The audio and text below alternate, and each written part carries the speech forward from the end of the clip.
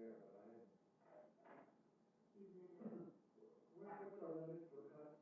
We can't go back, can we, just for cuts? No. No, not at all. We prefer no one, make cuts ever. We prefer no one, especially since no one camera going in front of table at all. Maybe there's a corner. It's just for cuts, so I just need. But I can go down low, just get a quick cut of Fauci over there in the corner. Yeah.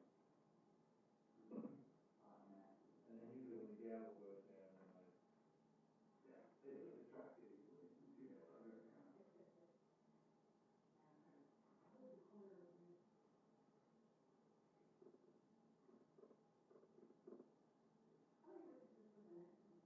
And I, on mine, it's not affected the state, but I don't know.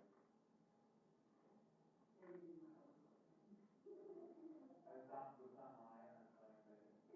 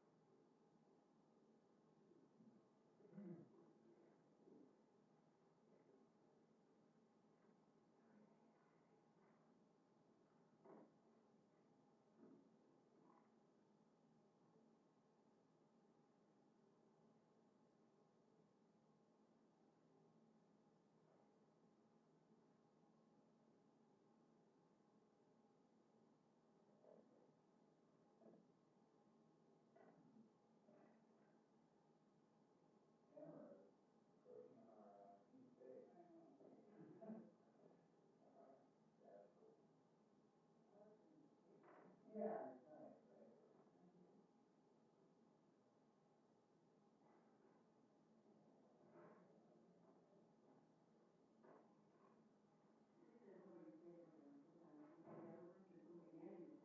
Oh, yeah. Although I feel like in those situations, at least they have a little bit, there's like a little bit more real estate to work with. Well, yeah, depending how much.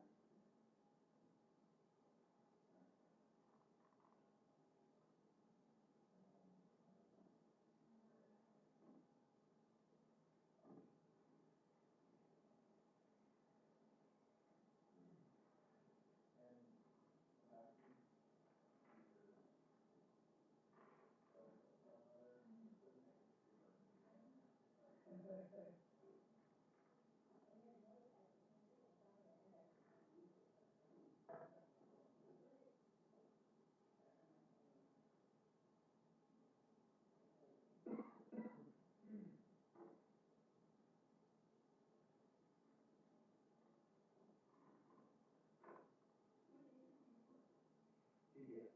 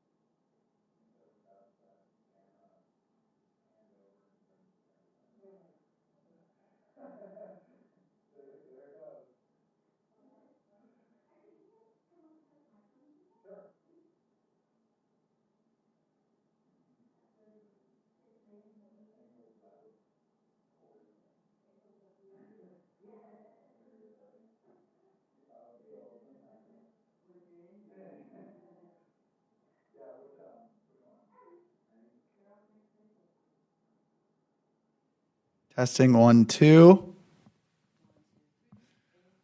1, 2, 3. A, B, C, D, E, F, G.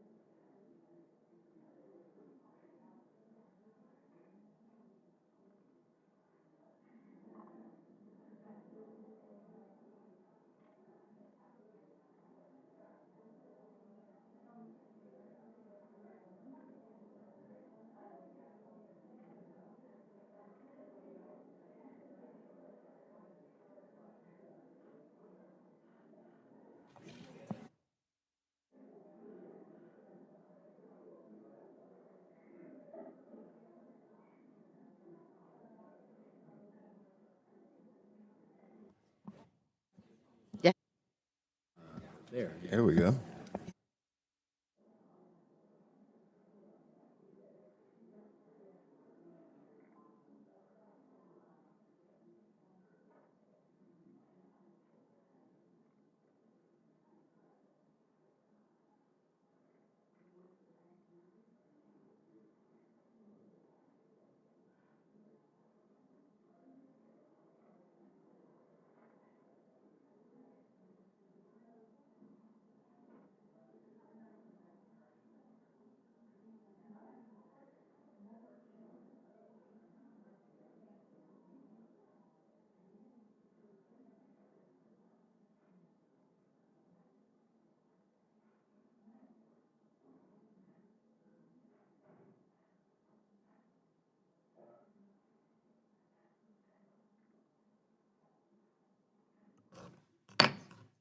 The subcommittee will come to order.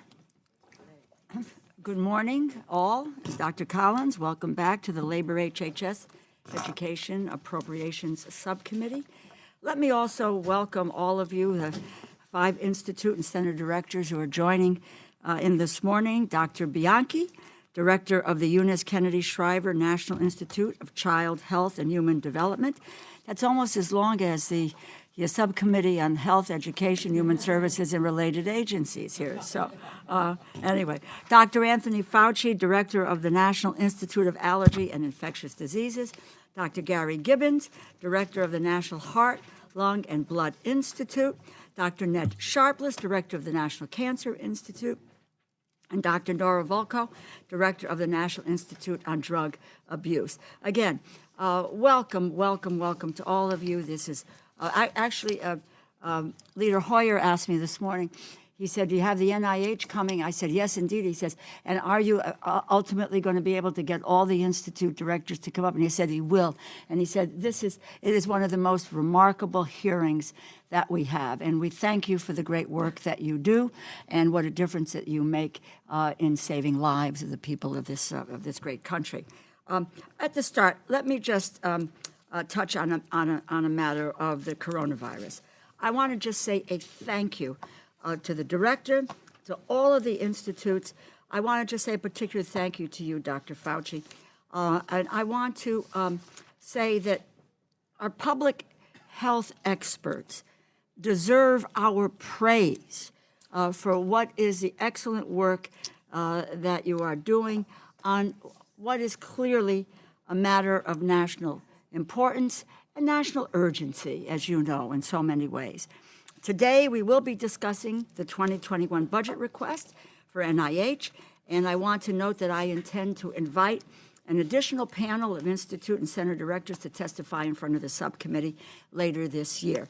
Because I believe that we all learn a lot from all of you, and we did that. That happened with us last September as well. Before we get into the NIH's 2021 budget, let me just, if I can, bring you up to date. I think you know that the committee has been working hard to develop an emergency supplemental to be able to fund the response of this outbreak. And there's still 1 or 2 issues that remain open. But with all speed and deliberation, the intent is that, and the chairwoman can speak to that if she cares to. But we're looking at trying to move as quickly as we can between today and hopefully tomorrow, but before the end of this week to get this finalized and voted on. So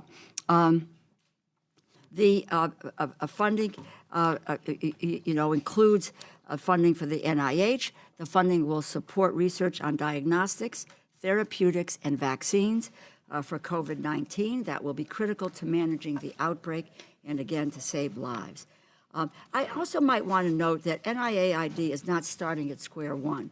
Rather, the years of building research on coronaviruses and vaccine development, and I just want to say to the whole subcommittee, to my colleagues on both sides of the aisle, have invested sustained investments in biomedical research that the committee has made in recent years. And I am very, very proud that the Congress has increased the NIH funding by $11.6 billion, 39% over the past 5 years.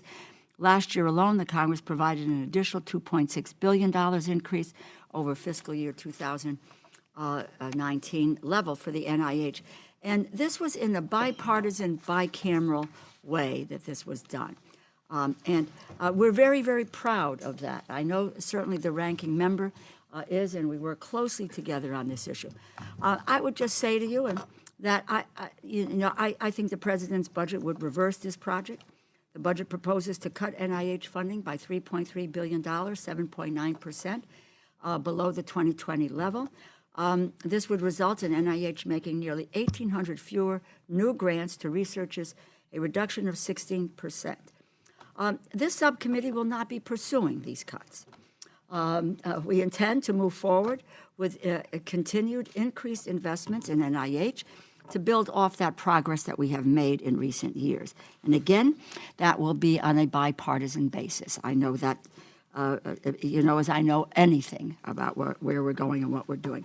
I am especially proud that the Congress provided $25 million for research on firearm violence prevention, including the $12.5 million to the NIH. I was glad to see that the NIH budget request maintains funding for research on flu, including on the development of a universal flu vaccine. However, I believe we need to continue to grow this research as we did in fiscal year 2020, and I look forward to hearing more about what NIAID will accomplish with these additional funds. I was disappointed to see a $559 million cut to the National Cancer Institute at a time of unprecedented promise in cancer research that has led to more and more promising researchers seeking NCI research grants. I think cutting the funding for NCI sends the wrong message. In fact, with only a few exceptions, the proposed cuts to NIH would touch every institute, almost every field of research. Last year, in addition to new funding for several initiatives, we were able to provide a 3.3% increase to each NIH institute and center. We need to keep up that momentum and not reverse it. I believe my friend and my colleague, Ranking Member Tom Cole, will concur. Biomedical research is one of the most important investments that a country can make because it gives the gift of life, so which we need to support and promise you that we will. Thank you again for everything that you do, and I look forward to our conversation today. And let me turn this over to my good friend from Oklahoma, the ranking member of the subcommittee, Congressman Tom Cole. I want to thank you, Madam Chair, and thank all of you for being here. Before I get to my prepared remarks, I just want you guys to know how deeply you how you span the bipartisan divide that we have here. I actually made a statement, and it was tweeted out by Howard Dean last night. So I thought that was worthy of note. I very seldom get tweeted out by Governor Dean, so I was pretty proud of that. And the statement was, if I'm buying real estate in New York, I'll listen to the President of the United States. If I'm asking about infectious diseases, I'm going to listen to Tony Fauci. So I think that kind of sums up where we are as a committee. And I want to commend all of you and thank all of you for what you've been doing in the middle of a difficult national crisis, but more importantly, what you just do day in, day out, every single day, and the amount of hope you give people around the world, certainly our fellow Americans. And I think you have been extraordinary custodians of the investment that this committee has made on a bipartisan basis for multiple years. I know intends to make again. If we can find any way to do it, we'll do it. And I think we will find a way to do it. And I just, the current challenge that we have, frankly, is a reminder that you need to do these things, and you need to do them on a regular basis. You can't just show up game day and think you're going to be able to deal with something. You have to have made the commitments, the investments over a long period of time to have the infrastructure to do it. I'm very proud of this committee and our counterparts in the United States Senate because we've done that. And we've done it. I'm proud of Congress for this, quite frankly. And this is no disrespect to anybody, but this committee's consistently in the last 5 years gone beyond what any president of either party asked it to do.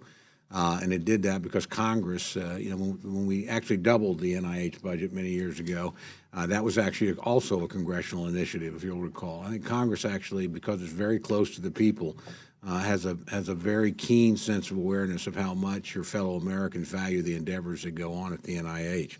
So I'll go to my formal remarks. After 5 years of sustained increases for the National Institute of Health, I'm pleased to welcome once again to this hearing room Director Francis Collins. You must get tired of hearing this, but once again, I want to commend you, Dr. Collins, on your long and distinguished career in federal service. You've left a legacy of excellence, and it's really an honor to work with you. And I've said this often, too, you got to be the best politician in a town of politicians to get appointed by Donald Trump and Barack Obama. I mean, that happens very often. But again, I think it says something about the bipartisan nature of what you do and the national commitment there. I've made no secret of the fact that increasing funding for the NIH is one of the proudest bipartisan accomplishments of this subcommittee.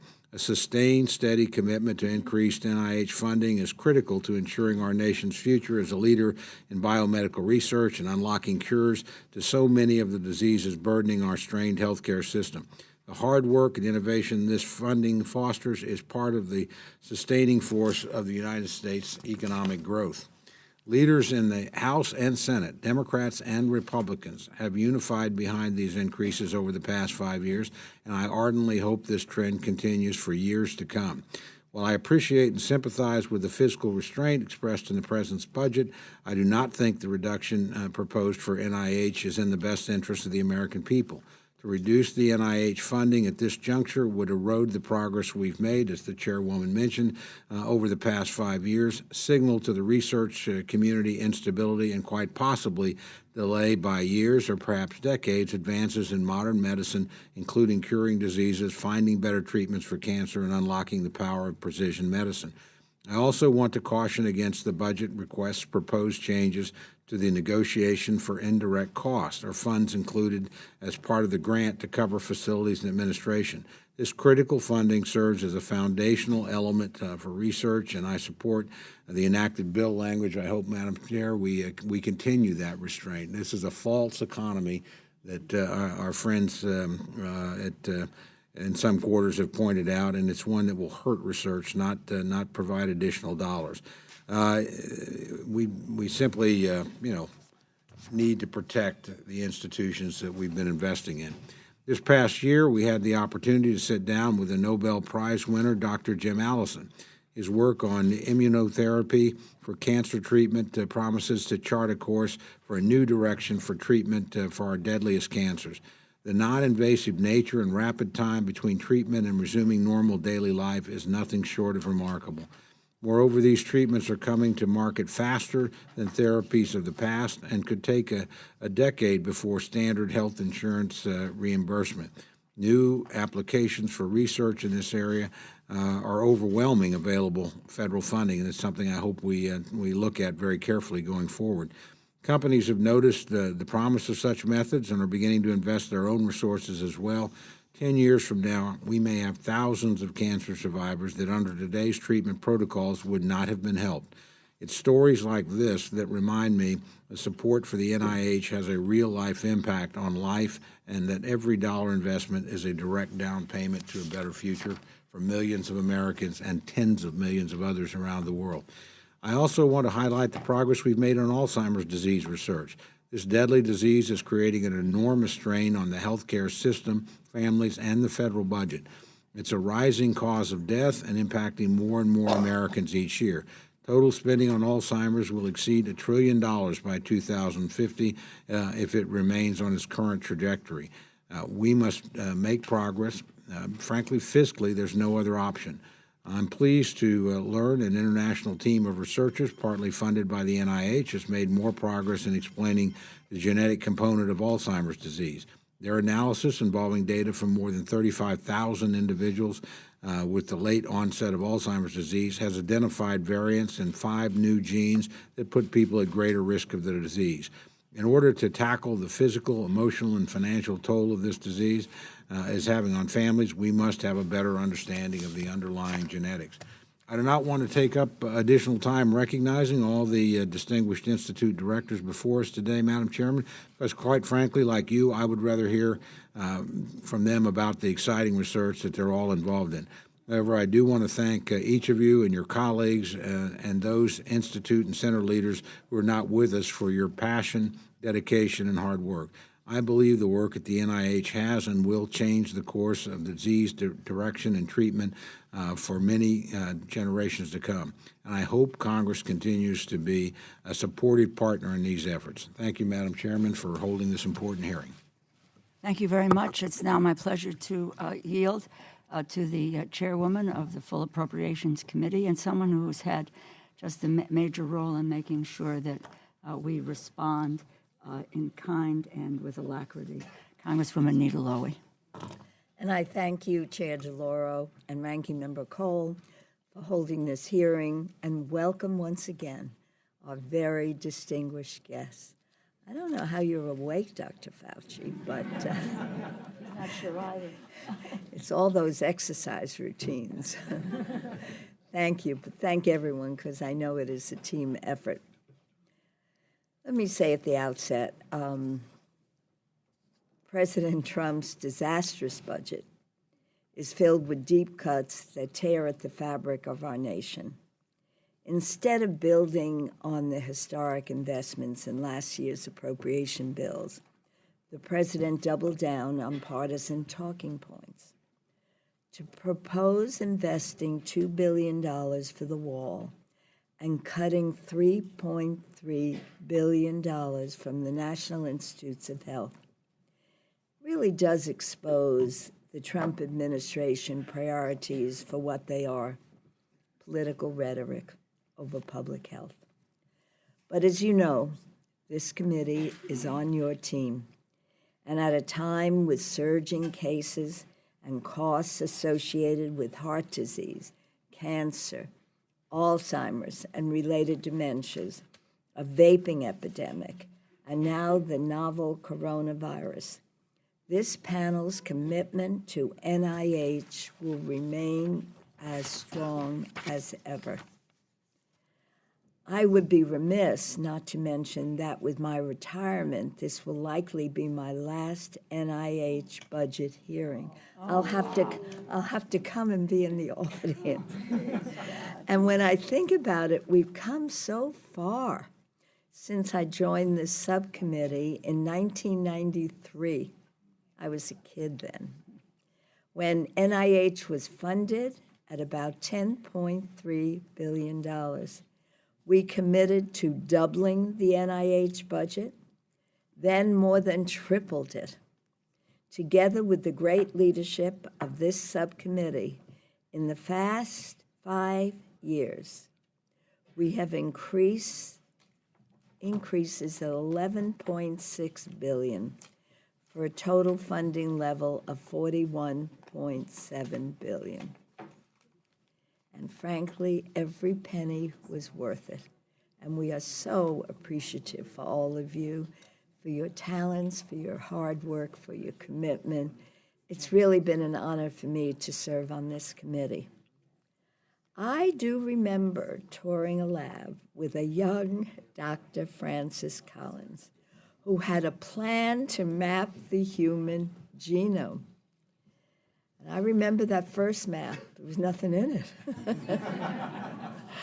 And the advances in combating breast cancer have revolutionized survivor rates, as immunotherapy has given life to people who would have had a death sentence a decade ago. We know more about childhood development and the human brain, and we are witnessing amazing strides in precision medicine. And if you recall, we now even have some female lab rats. For those who weren't part of that humor at the time, we were convinced all the lab rats were male. So I'm delighted to know that you have female lab rats. Your work has filled me and millions of Americans with hope. Never in all of human history has medicine had more to offer. And yet, with all these great achievements, we have so much more to do. I recently came across my questions from an NIH hearing in 1999 when I asked why women are more likely than men to have Alzheimer's. We still don't have the answer. In fact, we don't have many answers to Alzheimer's. I was on a panel. Lord knows why they asked me to be on a panel. And it was about 35 of us sitting around a table with one person who knew what he was talking about, a scientist from Columbia. And everyone was kind of quiet, and I said, Dr. Gibson from Columbia, so what are you recommending? Now, for many people around that table, there were experts, people who've been working on this for years and years, and he sat up, he said, diet and exercise. Dr. Fauci knows that, right? We've had conversations about that, actually, so many of you. But after all the investments, that's really all we're offering most people when it comes to Alzheimer's. We still don't know the answer. And we still don't have a method for early detection of certain cancers. We still don't know why treatments work for some patients, but not others. And we still don't know why rates of autism are rising and why there are higher rates among boys than girls. By the way, if you have answers to any of these questions today, feel free to share them with us. This may be up to date, I thought, as of this morning, but if you have some answers to these questions, we'd love to hear them. So there's so much we need to achieve, and I can think of no better people to do it than the people sitting in front of us today. You have saved lives. You have eased suffering. You are our superheroes. And with the polarization in our politics, if the American people could see how we come together to fund such important work, I was going to say they would be proud. They'd probably be shocked. But maybe we should invite more to really understand how bipartisan the NIH is and how bipartisan this committee is. And that is why we cannot let a partisan budget request stand in the way of saving lives. So I thank you all. It's a pleasure for us to welcome you once again, Madam Chair. Thank you. Dr. Collins, I'm going to turn to you for testimony, and as you know, your full testimony will be entered into the record and yield 5 minutes of time for your testimony. Thank you. Well, thank you, and good morning, Madam Chair DeLauro, Ranking Member Cole, and especially Chairwoman Lowy. Did not realize you were going to make this announcement about 1993 to today. I think 1994 was the first time I appeared in front of this committee to defend the Genome Project, so thank you for that reflection. On behalf of the National... Stop ignoring the MECFS crisis. Over 1 billion are sick, disabled, or bedbound. Please. What did she say? Speaking out on behalf of over 1 million sick Americans, I'm too sick to work. Have families who are suffering greatly. Please fight that. Thank you. Please fight that.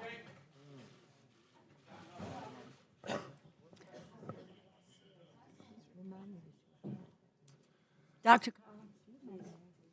I do want you to know that the condition MECFS, chronic fatigue syndrome, is of great concern to NIH, and these are obviously if you need time to mention that, please go ahead and do it. Okay, and in the course of, the proceedings this morning. So, sure, just please. I would go like ahead very with much your to talk testimony. about it at a later point. Okay, Yes. Let me continue. On behalf of the NIH, I want to thank you, this subcommittee, for that $2.6 billion increase in last year's omnibus. The steady increases you have provided have brought new life to biomedical research and built the foundation for us to take on new and unexpected challenges.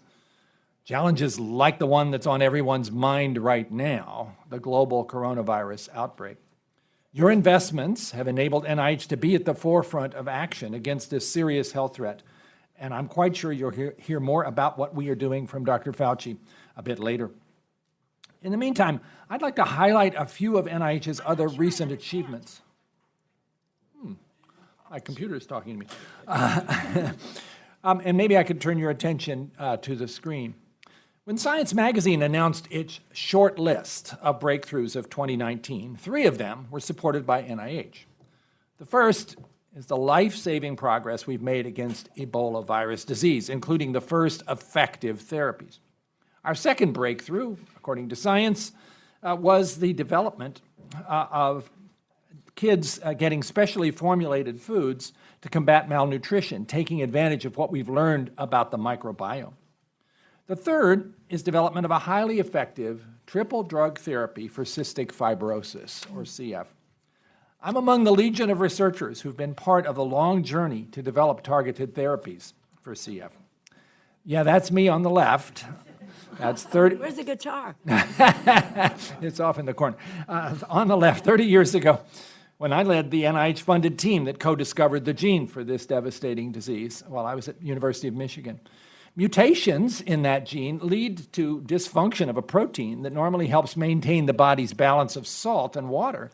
And without that, mucus builds up in the lungs, setting the stage for potentially fatal respiratory infections. The new triple drug therapy kicks that protein back into shape. And does it work? Well, take the case of Robin Petrus, an Ohio woman with CF who recently wrote to me. As these snapshots show, Robin slept in a mist tent as a child, and her parents spent hours each day loosening the mucus that clogged her respiratory tract. Later, she became so sick, she had to give up her beloved teaching career. But just 5 weeks after starting triple therapy, Robin's lung function improved dramatically, and she now lives the active life she'd always imagined. She's even set a new personal best, swimming a full mile in 60 minutes. I could not do that. She told me, this medicine has revolutionized my entire physical and mental life. What a transformation. 30 years of research to get to this point, and a wonderful example of basic science, collaborations between public and private, leading to this kind of breakthrough. So stories like Robin's inspire researchers to keep searching for innovative ways to help folks with all kinds of diseases. Among the many exciting possibilities is a new generation of gene-based therapies. At past hearings, I've introduced you to just a few of those who've been helped by these therapies. People like Mateo with spinal muscular atrophy, Janelle with sickle cell disease, and many of you had met cancer patients like Emily, whose lives are saved by CAR T-cell immunotherapy for cancer. But we need more breakthroughs. There are about 6,500 diseases for which we know the molecular basis. The pace of discovery has increased rapidly, yet we still have effective therapies for only about 500 of those. The latest development in gene-based treatments, the CRISPR gene editing system, promises to boost that number. CRISPR provides a precise find and replace function for DNA, allowing cells to be reprogrammed to correct disease-causing misspellings. 5 years ago, I never would have predicted this explosion of opportunities in gene therapy, but actualizing the potential poses real challenges. Today, it can take 2 years to produce the materials needed for clinical trials of gene-based therapies, a new one just announced this morning. We can rely on the private sector to support trials for more common diseases, but for ultra-rare diseases, which involve tens of millions of people, NIH must do more to de-risk projects if we hope to interest potential partners from the private sector. So to that end, the President's budget for FY21 includes a $30 million initiative for an NIH-led consortium to shepherd development of gene therapy targets for rare diseases from concept to clinic, customizing processes for gene delivery, manufacture, regulatory review, and testing. To conclude, these are dramatic times for NIH research. Today I've focused on gene-based therapies, but many other remarkable advances are on the horizon. Advances like developing vaccines for coronavirus and other infectious diseases, using science to address our nation's opioid crisis, and applying the power of immunotherapy to even more types of cancer. None of this would be possible without your support. Because of you, we at NIH are working hard to turn dreams of healing and health into reality for all. So thank you, and my colleagues and I look forward to your questions.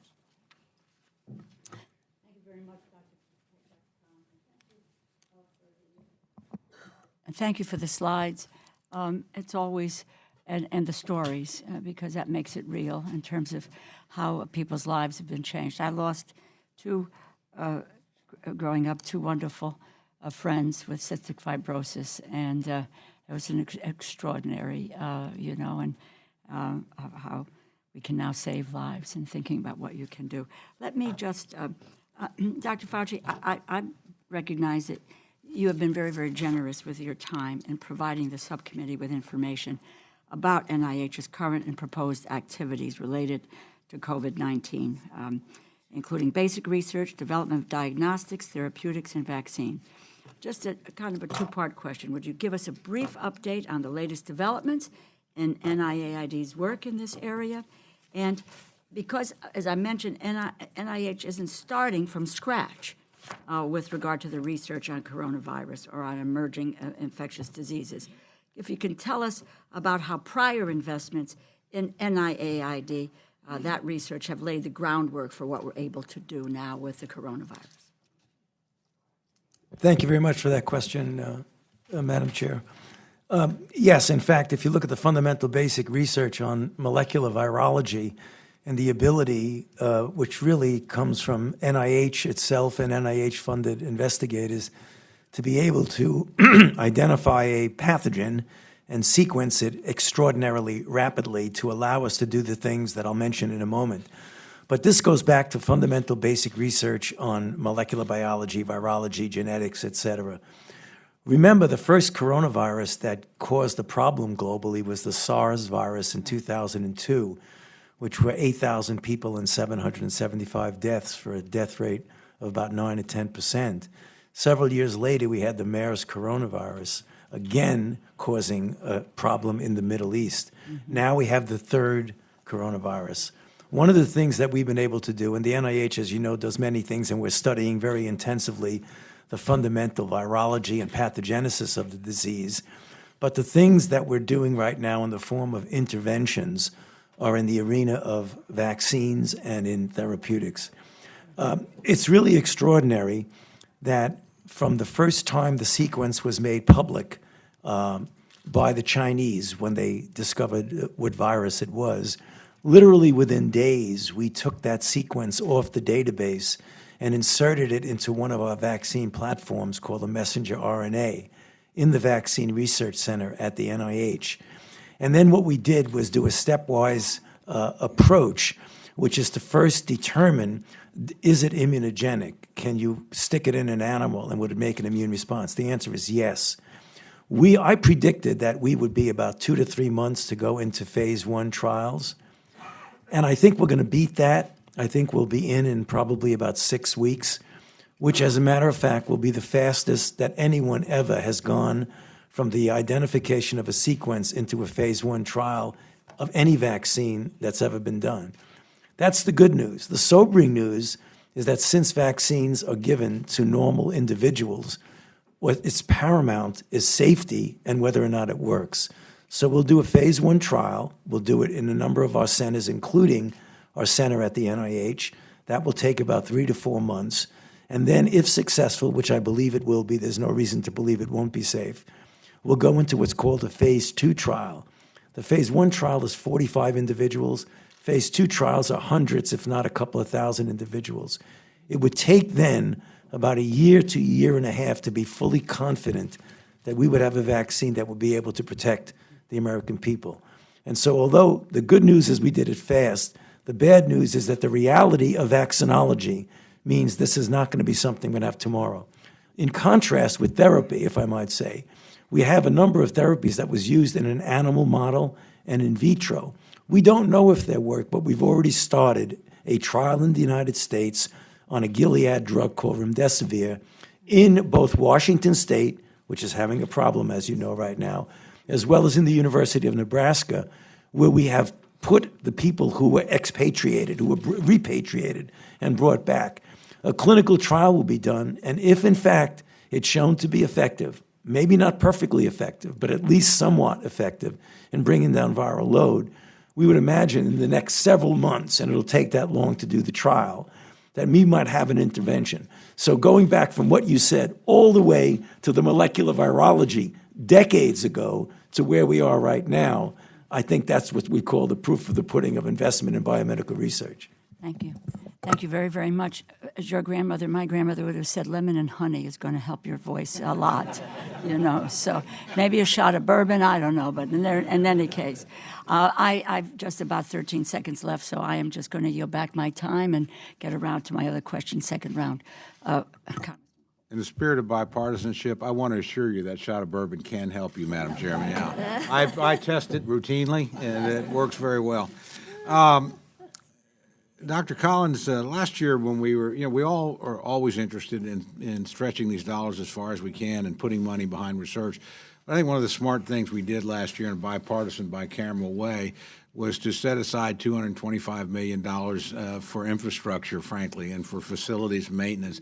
And we know that does not meet your needs. The idea, I think, the hope would be, we'll see where our allocation is, what we can do, but that would be something we could sustain on an annual basis for a number of years, so to let you catch up to where you need to go. So one, could you tell us sort of how that $225 million has been used? Two, what would you do if you had additional funds in the next year of comparable size?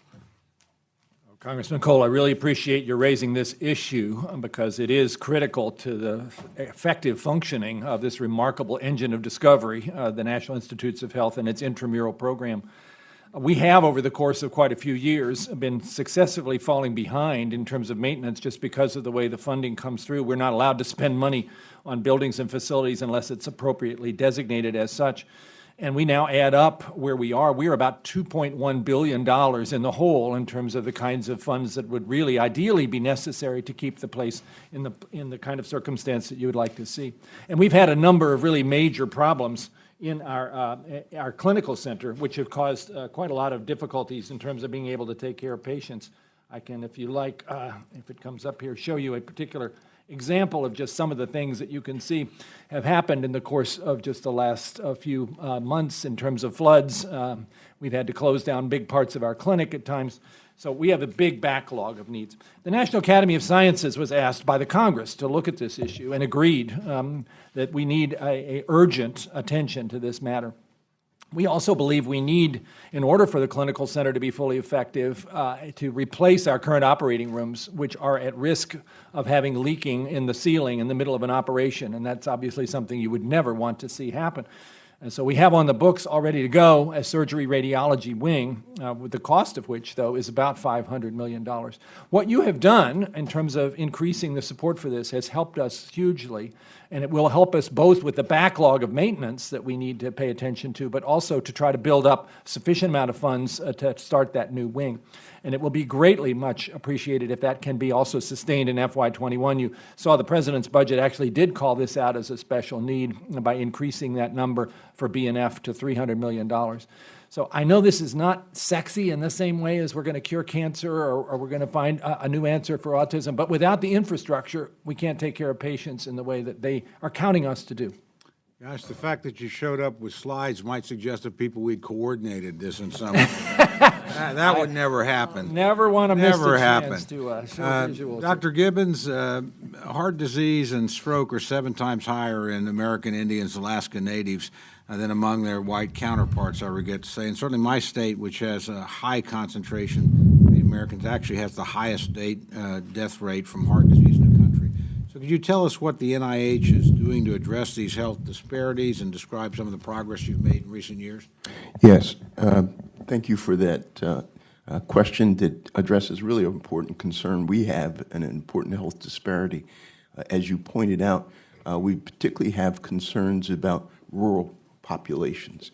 And we recognized that and started a new cohort study. Our institute is known for the Framingham Heart Study over 70 years ago of taking communities and starting to dig deep and understand what are the driving factors. We've now taken this to a program that's actually called Rural, that focuses in on Kentucky, Alabama, and other areas with large rural populations. That's where we're seeing actually cardiovascular disease going in the wrong direction, as it is with certain populations of American Indians and rural Americans.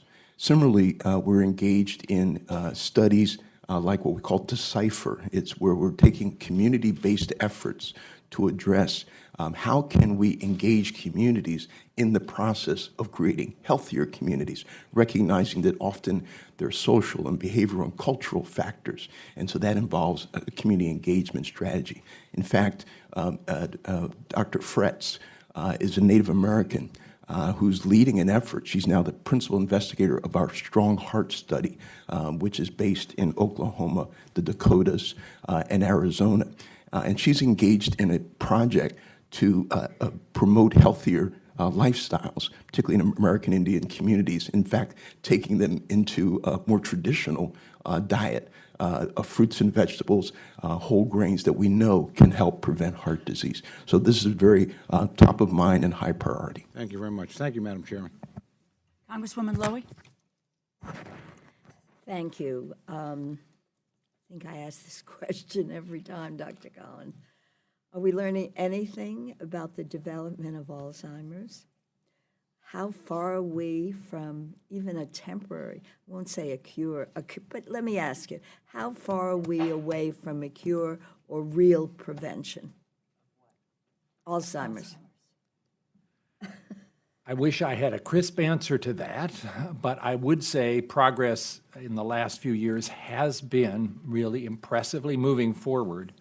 We have identified pathways that are involved in Alzheimer's disease, going well beyond the amyloid and the tau hypothesis, which has been so dominant.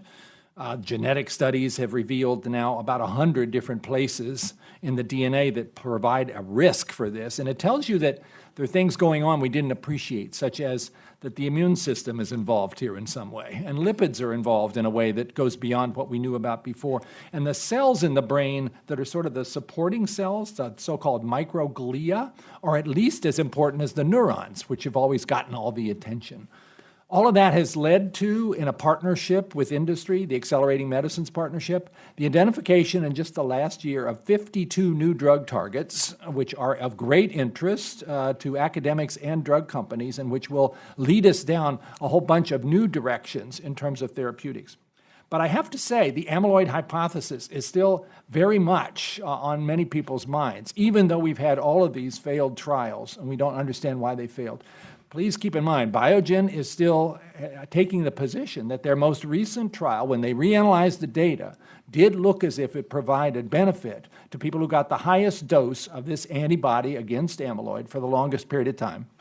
And they've gone back to FDA, and FDA has been willing to look at the data again. And watch this space closely. If FDA decides there's something there, we might actually finally be in a place where we have a signal of some benefit. And then, of course, the whole game changes. There's a huge difference between having everything fail and having something work a little bit, because then you can build on that, and we're all watching that closely. So it's really all hands on deck. NIH is running now over 200 clinical trials, not just about drugs, but also about preventive interventions. The Sprint Mind study, which Gary Gibbons could tell you more about, has definitely shown that reducing blood pressure seems to be a good way to prevent the onset of dementia in susceptible individuals. Vascular contributions are really important here. We're pretty sure that physical exercise helps. We're pretty sure that cognitive exercises are also of benefit. I wish I was able to say that with absolute certainty. So we are making progress, but let's make no mistake, this is a really hard problem. Okay. I'll ask you next year I'll write you a letter next year, because I can't ask you. Can I come as a guest? Okay. Dr. Sharpless, another one of my favorite issues, because it's been so disappointing. Are there any advances that have been made in early detection and treatment for kidney cancer? Yes. We think the incidence, in fact, of kidney cancer has gone up modestly related to improved detection, so it's finding smaller lesions earlier.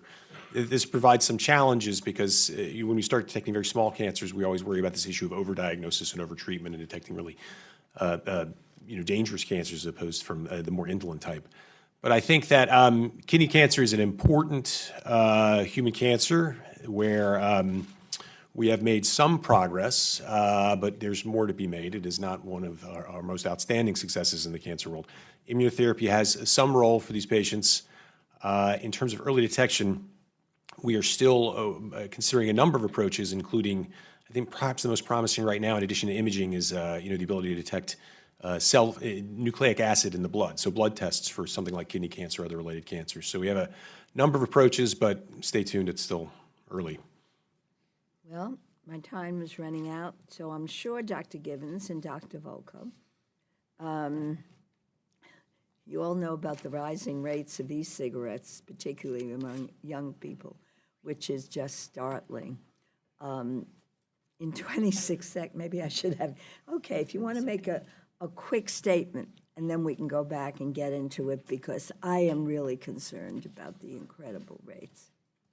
And I think we should be concerned. In 2018, we saw a doubling in 1 year of the number of kids that were vaping nicotine. And in 2019, we saw a doubling of the number of kids that were vaping THC.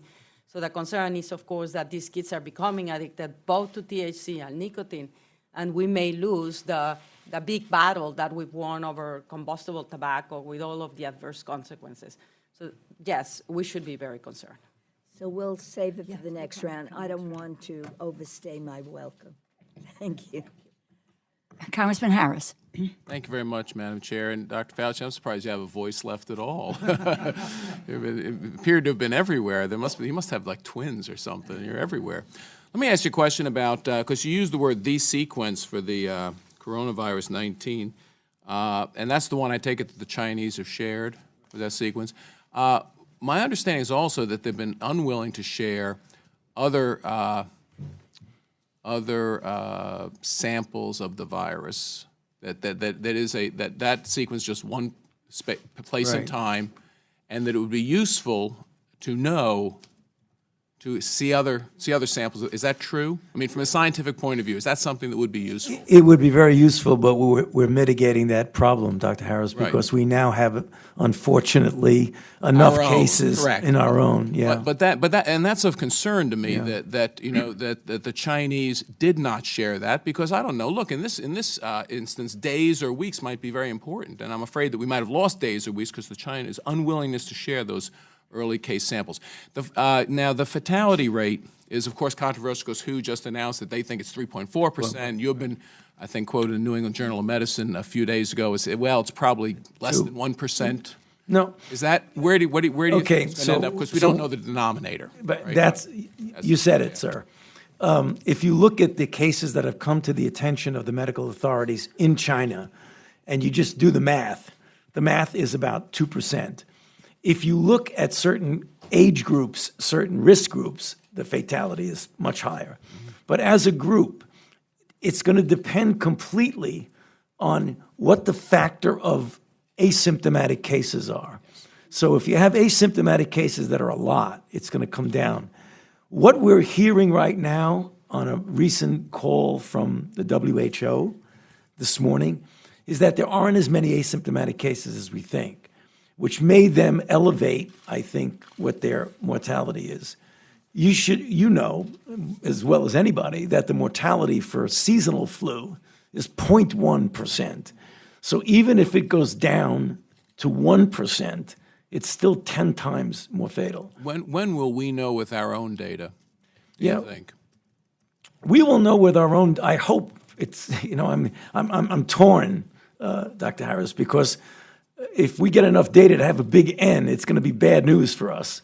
But we're learning more and more. The thing that's encouraging is that as part of the WHO umbrella team that went to China finally after a long period of time, there were two USA individuals on there, one from the CDC and one from the National Institutes of Health.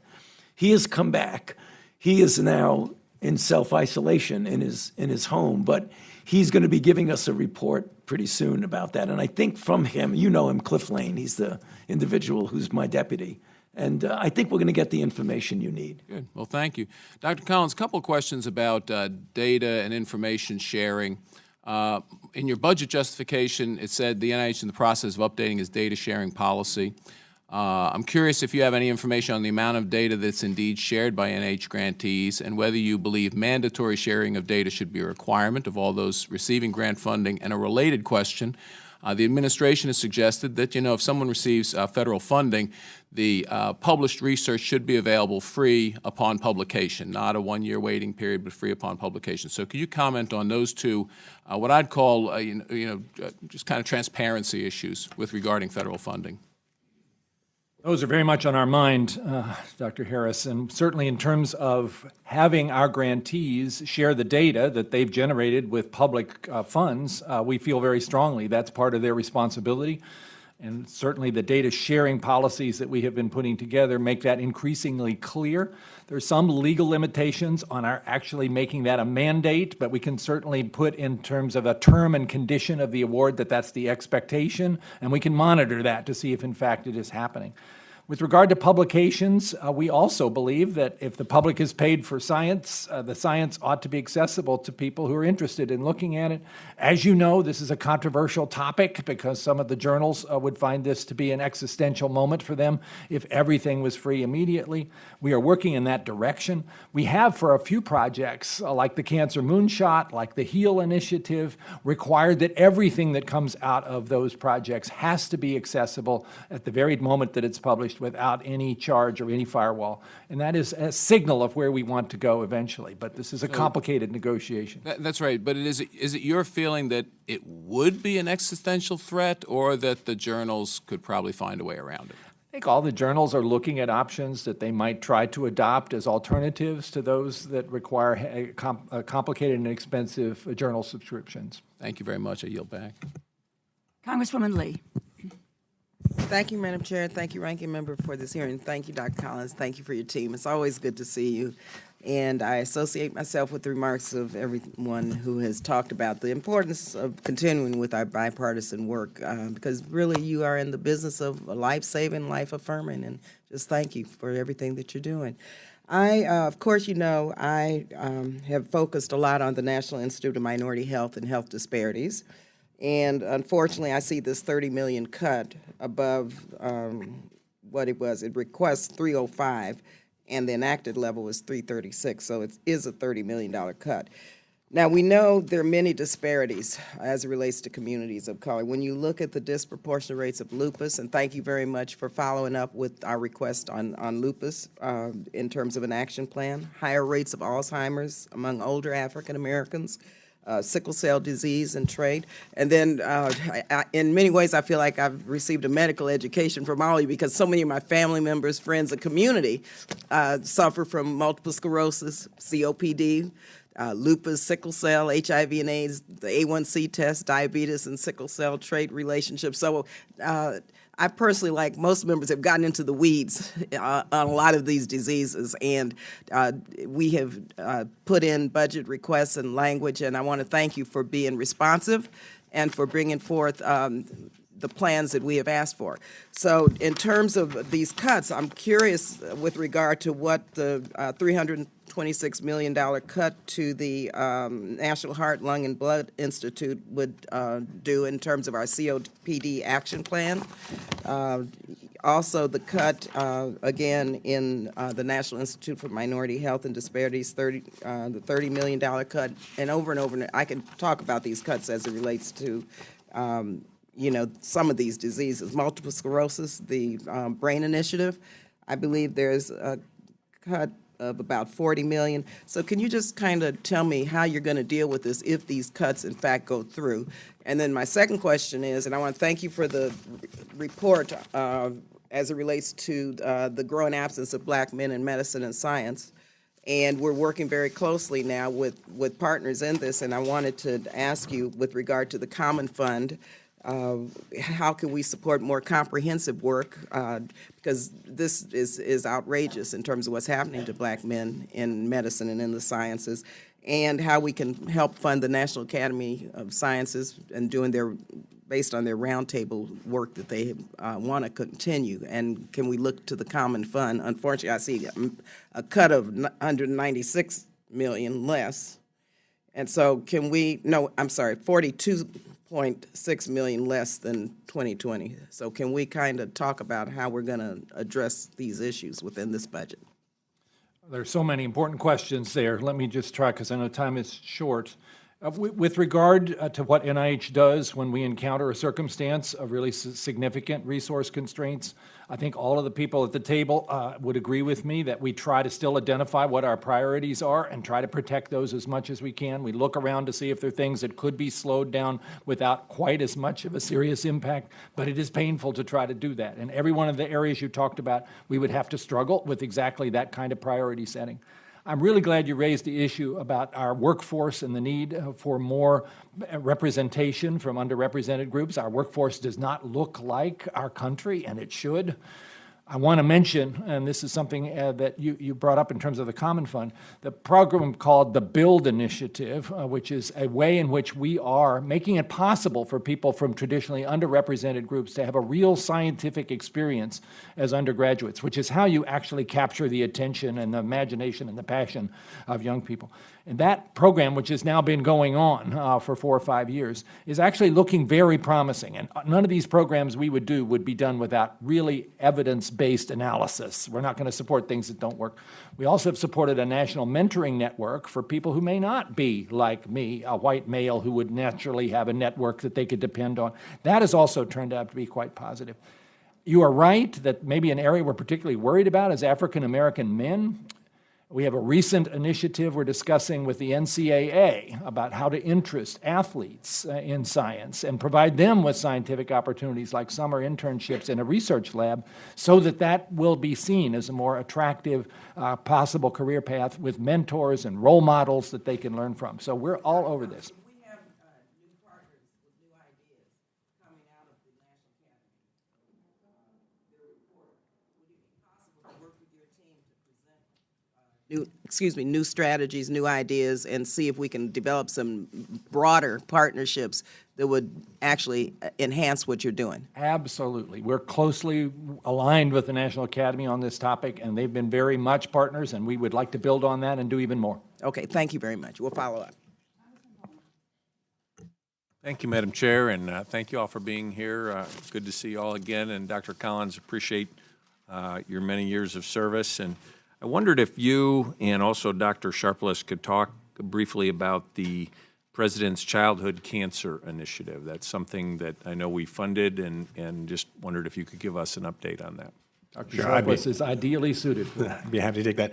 You know, childhood cancer is an area where we've seen significant progress over the last few decades, but we still have a ways to go. There are still clearly too many kids dying of cancer in the United States, and there's still, even the kids we're able to cure are often left with lifelong survivorship challenges because of significant surgery and radiation therapy and chemotherapy.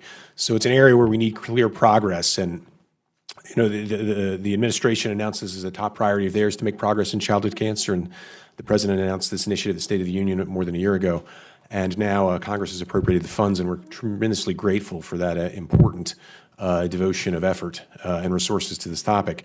So it's underway. We have had a sort of convened a lot of the thought leaders in the community about how to make progress most expeditiously in childhood cancer.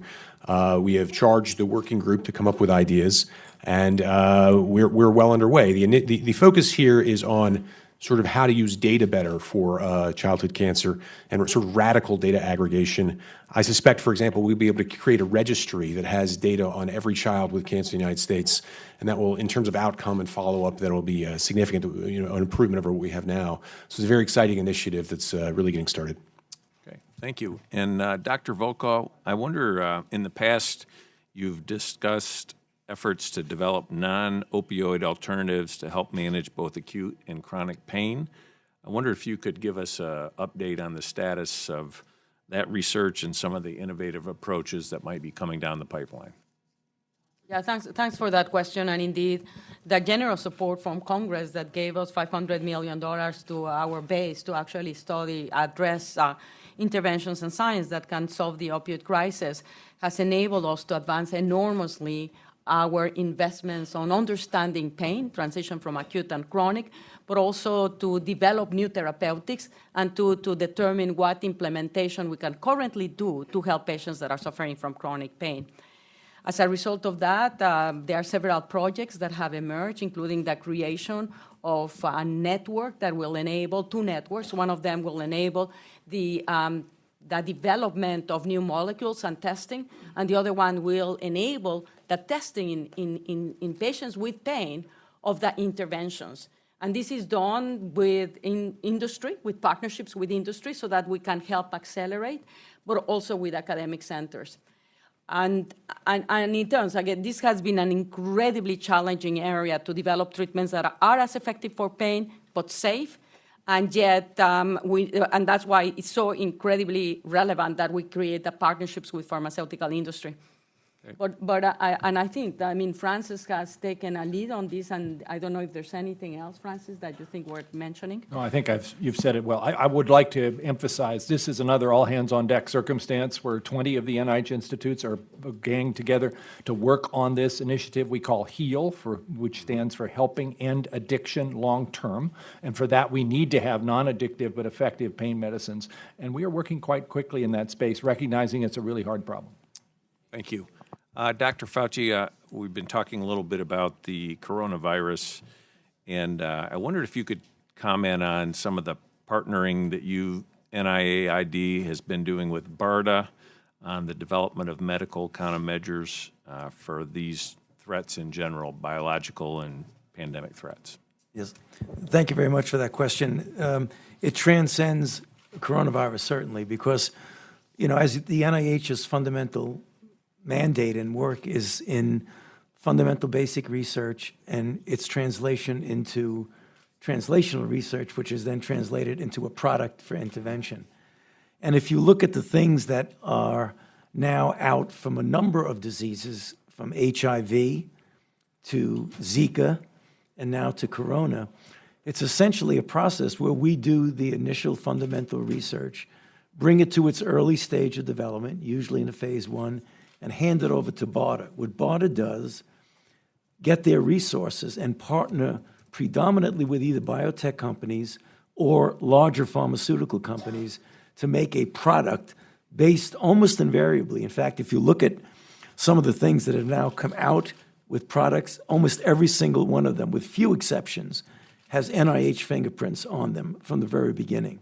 So I think it's really a nice marriage and part of the continuum from the fundamental research to the product, and it's worked very well.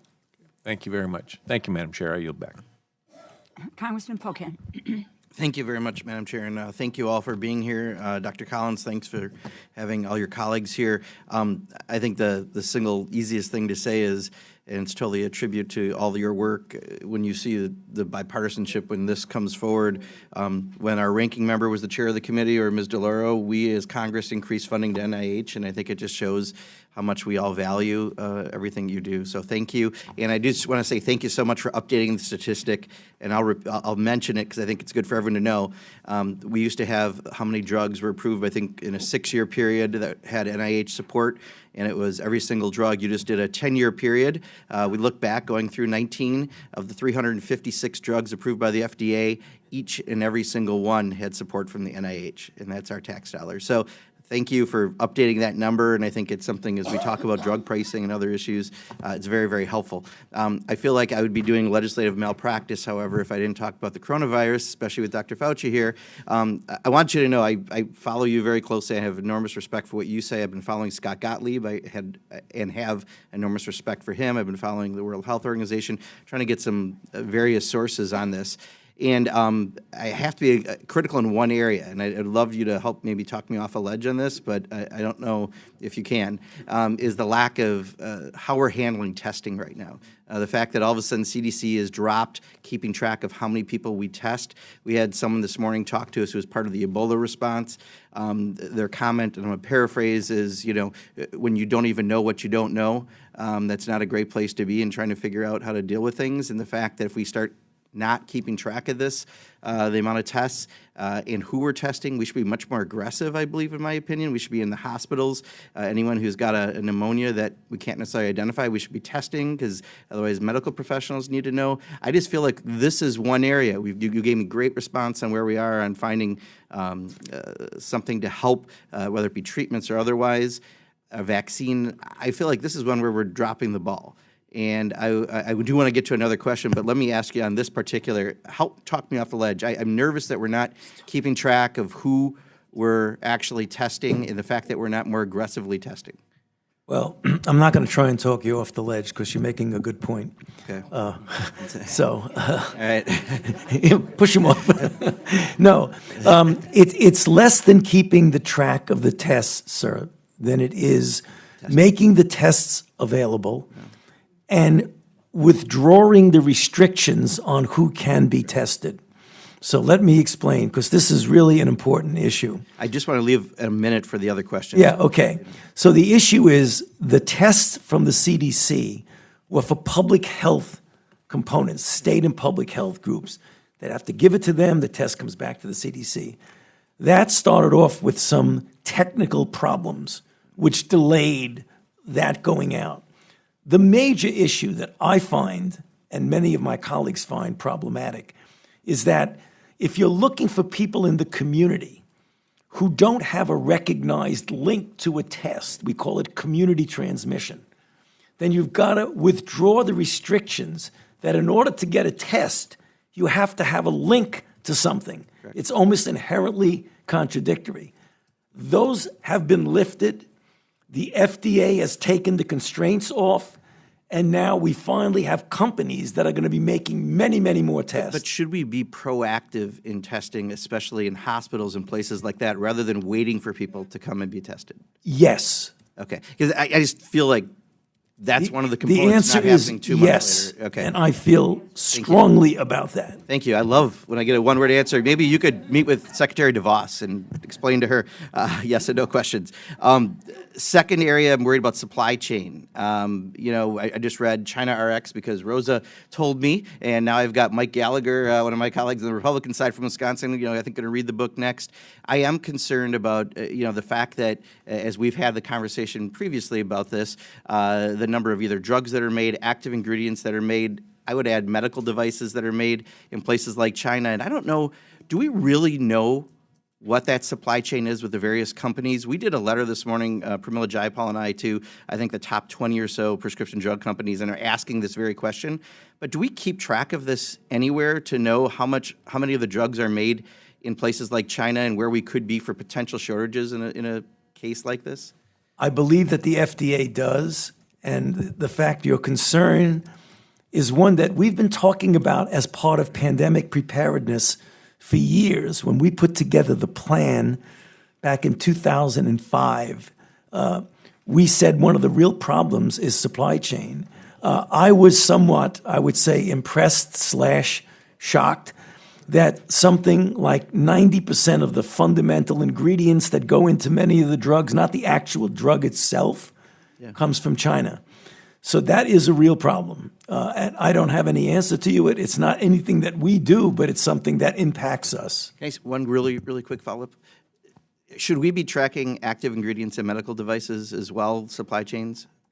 Yeah, I would imagine yes. But again, that's out of our purview. Thank you. Thank you. We will do a hearing or a briefing with Rosemary Gibson, China RX, so that we can talk about that. Congresswoman Herrera Butler. Thank you, Madam Chair. And I'm glad Mr. Pocan asked about this. This is one yesterday when I was at the White House. I asked Vice President Pence about the supply chain issue. And I know in the last number of months we've heard refine, or weeks. And then this last week, we started to hear, well, there's some concerns. I think February 27th was the first time that a prescription manufacturer noted that there's a supply chain issue with regard to the coronavirus. Now, we've already seen shortages for unknown reasons of things like immunosuppressive drugs. And this is an area that I'm very focused on, seeing if what the solutions can be in the short term. Because people say, go get 3 weeks of your prescription. Well, if your prescription's being rationed, you can't do that. What types of solutions can we, so there's now, and the coming year that we're going to be dealing with maintenance and treatment of this virus, what should we be doing? What can you see? And then obviously there's the big picture. You talked about needing to fix the supply chain overall for preparedness. Could you speak to that? Well, the supply chain problem is, as you will know very well, a long-term problem that has been brought to our attention multiple times. And then when you have something like this, you realize you have a supply chain problem, which you cannot fix immediately. And there's no real easy fix for it. I don't have an answer for you. But maybe this would be a lesson as we go forward that, as I've said to this committee many times, this isn't the first nor the last emerging microbe that we are going to be confronted with. And if one of the issues that's vulnerable when you have an emerging infection is getting cut off from things that we depend on from other nations. So I'm sorry, can't tell you what to do tomorrow or next month, but maybe we could talk about the future and how we might turn the knob a little bit. I'm interested in that. I want to hear about the future and how we can change the big picture. I do think there are some immediate solutions that I'm going to be asking the administration to be considering and the different task force to make it easier for people to access their prescriptions, if maybe it's even accessing a brand that's available over a generic that's not available, and how can we help make that cost effective for patients and hold them harmless? That's an area that I'm looking at for the immediate short term because people need to have access, period. The other thing I wanted to ask about is, and I don't know if you can speak to this, but you're professional. So being from Washington State, in my district's on the coast, I'm in between Seattle and Lake Oswego. Obviously, people at home are very attuned to what's happening. The state has requested, and there's been a lot of coordination. I've been on the phone with all sorts of. The governor's talking, the vice president's talking to the task force, talking to our senator. Everybody's mobilizing, and I am very proud of our public health response. I'm grateful for the CDC and even FDA folks were on the plane immediately. So we are moving forward. One of the things that was asked, and it's kind of around the strategic national stockpile, which is not necessarily under your jurisdiction, but perhaps you could speak to. We've made a request for personal protective equipment. I think we're only at about half of that has been let to us as a state. And then also, what's your opinion about expanding CDC testing criteria? Because I agree. I actually think, so the state can only test a certain amount of folks. We need it in the commercial labs available for people to go in and test. Would you support expanding that criteria so we could get more people access? Your thoughts? Yeah, I would support expanding criteria means withdrawing restrictions. That's the point. I just want to hear it another way. Yeah, okay. I think we can't say it enough. Yeah, right. And I feel very strongly about that. Washington has a very good public health group. We do. They have put together a test that they've done. They've been able to do it. They need help. They need support. I was on the phone late into the night last night with my colleagues from Washington, and we really do need to act aggressively there. When you say help and support, give me specifics. No, we need, for example, they are doing contact tracing on the nursing home outbreak. Now, if they find out there's community out there, they're going to have to do contact tracing on that. They're stretching their resources, and that's an issue. So backfill support, obviously. They need some help. And they need bodies. I think, in fact, I'm certain the CDC is right now, as we speak, helping them. That's my understanding, but it is an evolving situation. I was on the phone with both of them last night, so that's the reason why. We appreciate that. Thank you, Madam Chair. Thank you. On the supply chain issue, I would hope on a bipartisan basis that we could take a look, which is not the subject of this committee, but advanced manufacturing and what we can do in the long term on manufacturing those ingredients here rather than in China. And I think that's well worth our time and effort to take a look at. Good question. Congresswoman Frankel. Hello. Thank you very much for being here. All right, so I just have to ask you some supermarket questions. So people think, like when I go to the supermarket, people think that members of Congress should know everything, all right? So these are very simplest, but so one of the questions I get is if the coronavirus is just a cold symptoms, well, that's what we hear on the news. No, flu. Okay, more like the flu. Okay.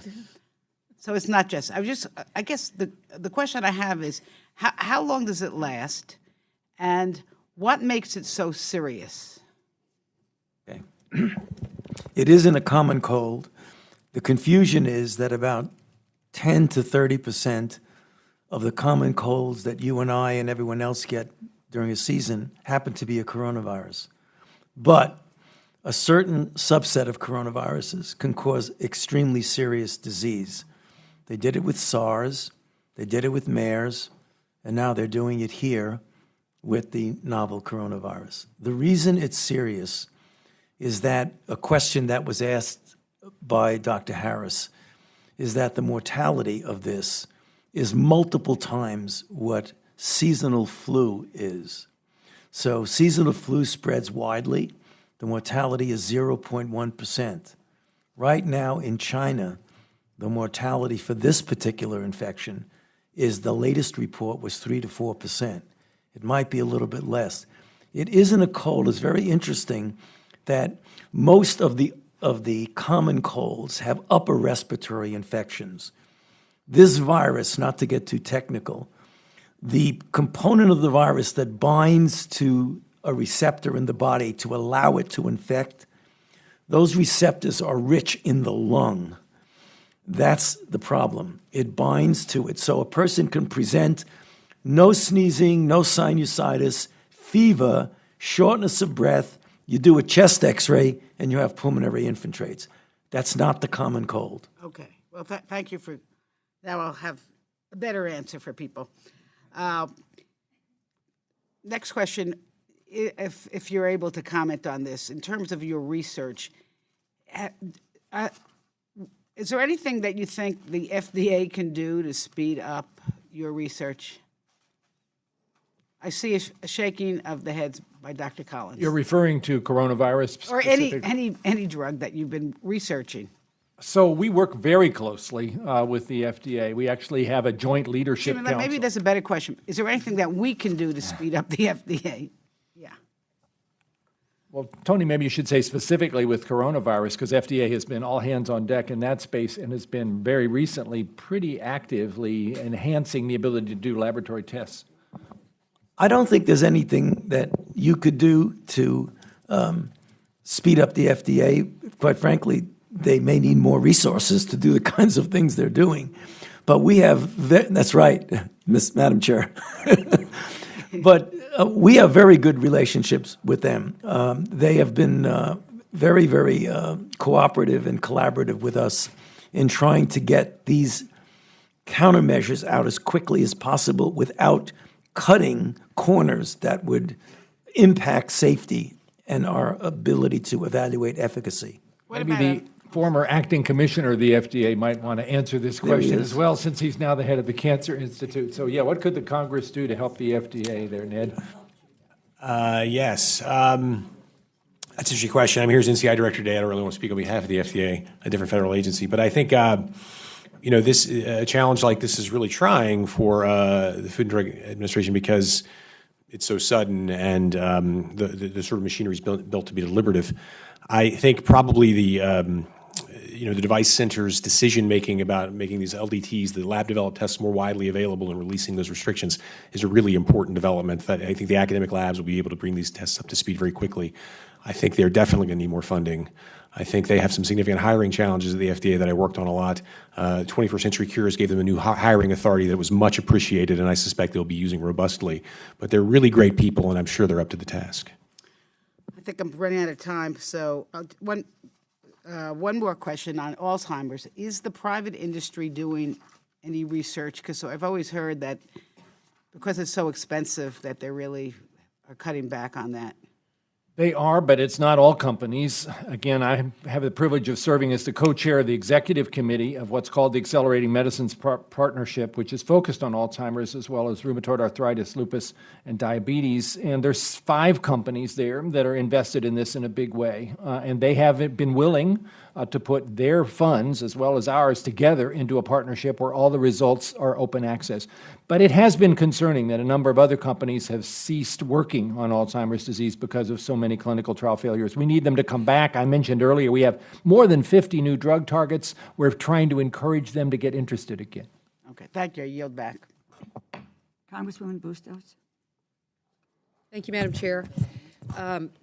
Well, first of all, thank you for answering so many of the questions that we have around coronavirus, but I'm going to actually switch topics. Is that okay?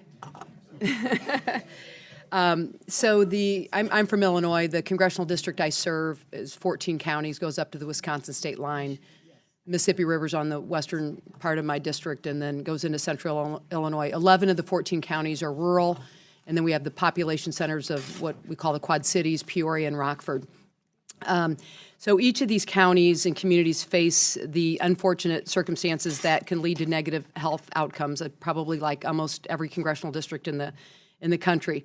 And as you know, these are called social determinants of health. And I'm just going to give you a few examples. In Peoria, Illinois, we've got a problem with food deserts. And heard a story from a person in my district, takes them 16 bus stops to be able to access fresh fruit and vegetables, 16 bus stops. And then in Rockford, Illinois, Congresswoman Lauren Underwood just came to my district. She's the co-chair of the Black Maternal Health Task Force. And so we brought her in so we could bring health professionals together and find out why do we have, in the state of Illinois, 6 times, Black women are 6 times more likely to die as a result of pregnancy-related conditions than white women. So it's something that, again, social determinants of health. How do we get to this? We have a hospital in my district that took them 7 years to hire a primary care physician, 7 years.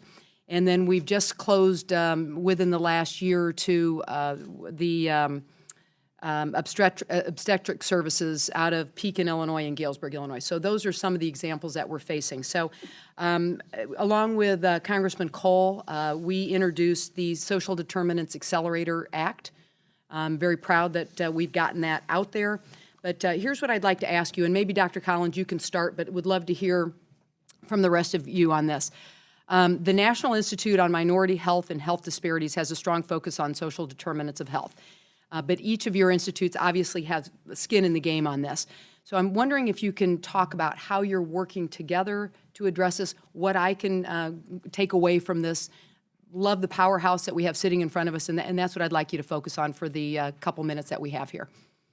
And it's a wonderful topic, and in fact, every one of the NIH institutes, as you say, has skin in the game in various ways, and I could give you many examples because of the time. Maybe I'll first ask Dr. Bianchi to say what we're doing in terms of this very thorny and difficult and important issue of maternal mortality, which is particularly a problem of health disparities. Thank you, Doctor.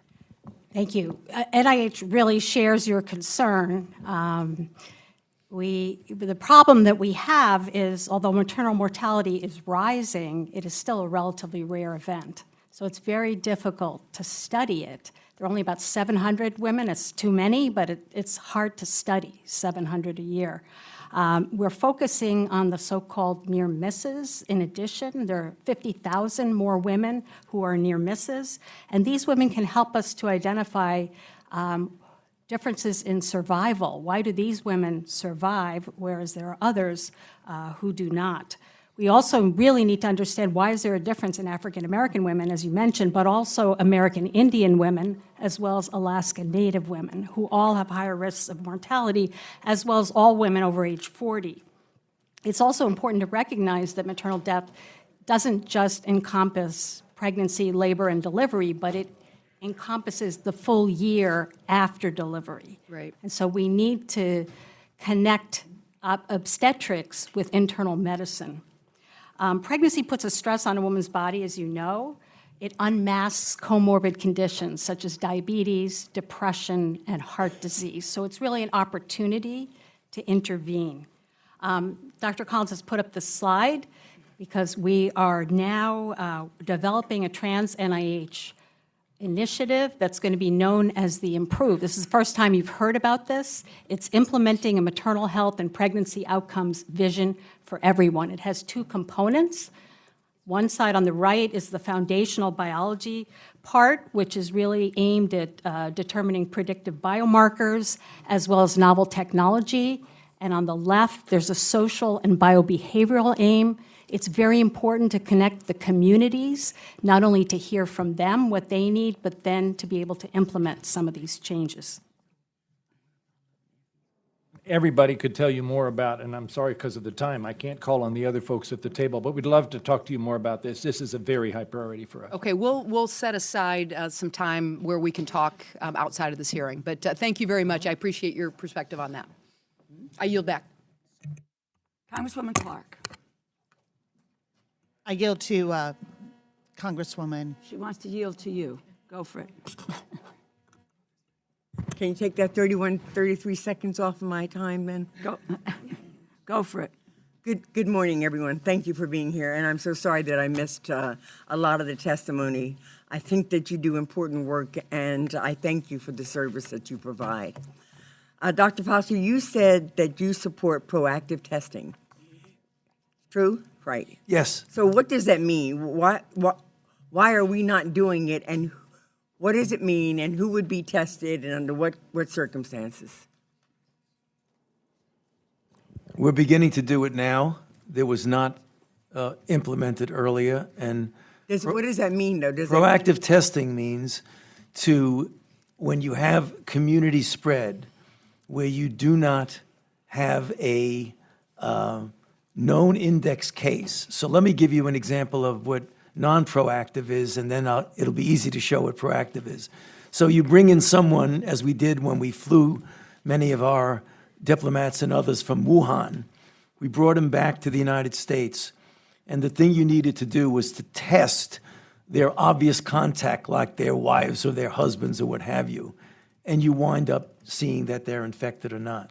Proactive means, I don't know what's in the community, so I'm going to go to a bunch of emergency rooms, and when people present with symptoms that look like they might be coronavirus, even though they have no connection with anybody who has coronavirus, they didn't travel anywhere, and test them to see if they're That's even infected. in communities that have absolutely no knowledge of having any in there. Absolutely. So anytime, if I go to the emergency room in New Jersey, where there's no confirmed case or anything, Right. but I've got some symptoms, Right. flu-like symptoms, right? Right. They would test and make sure that it's not the coronavirus. There aren't enough resources to do it every single emergency room in every single center.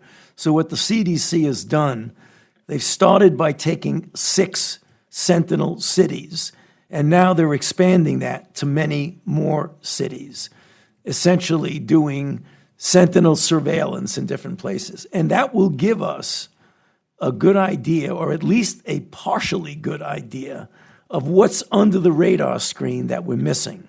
So are these cities clustered only near, like, the state of Washington? No. These Cities all over the country? Washington, Los Angeles, San Francisco, Honolulu, New York, and Chicago.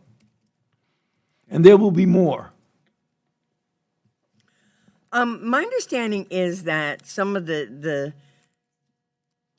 CDC is managing diagnostic tests sent to state public health labs, while FDA is managing tests at private labs.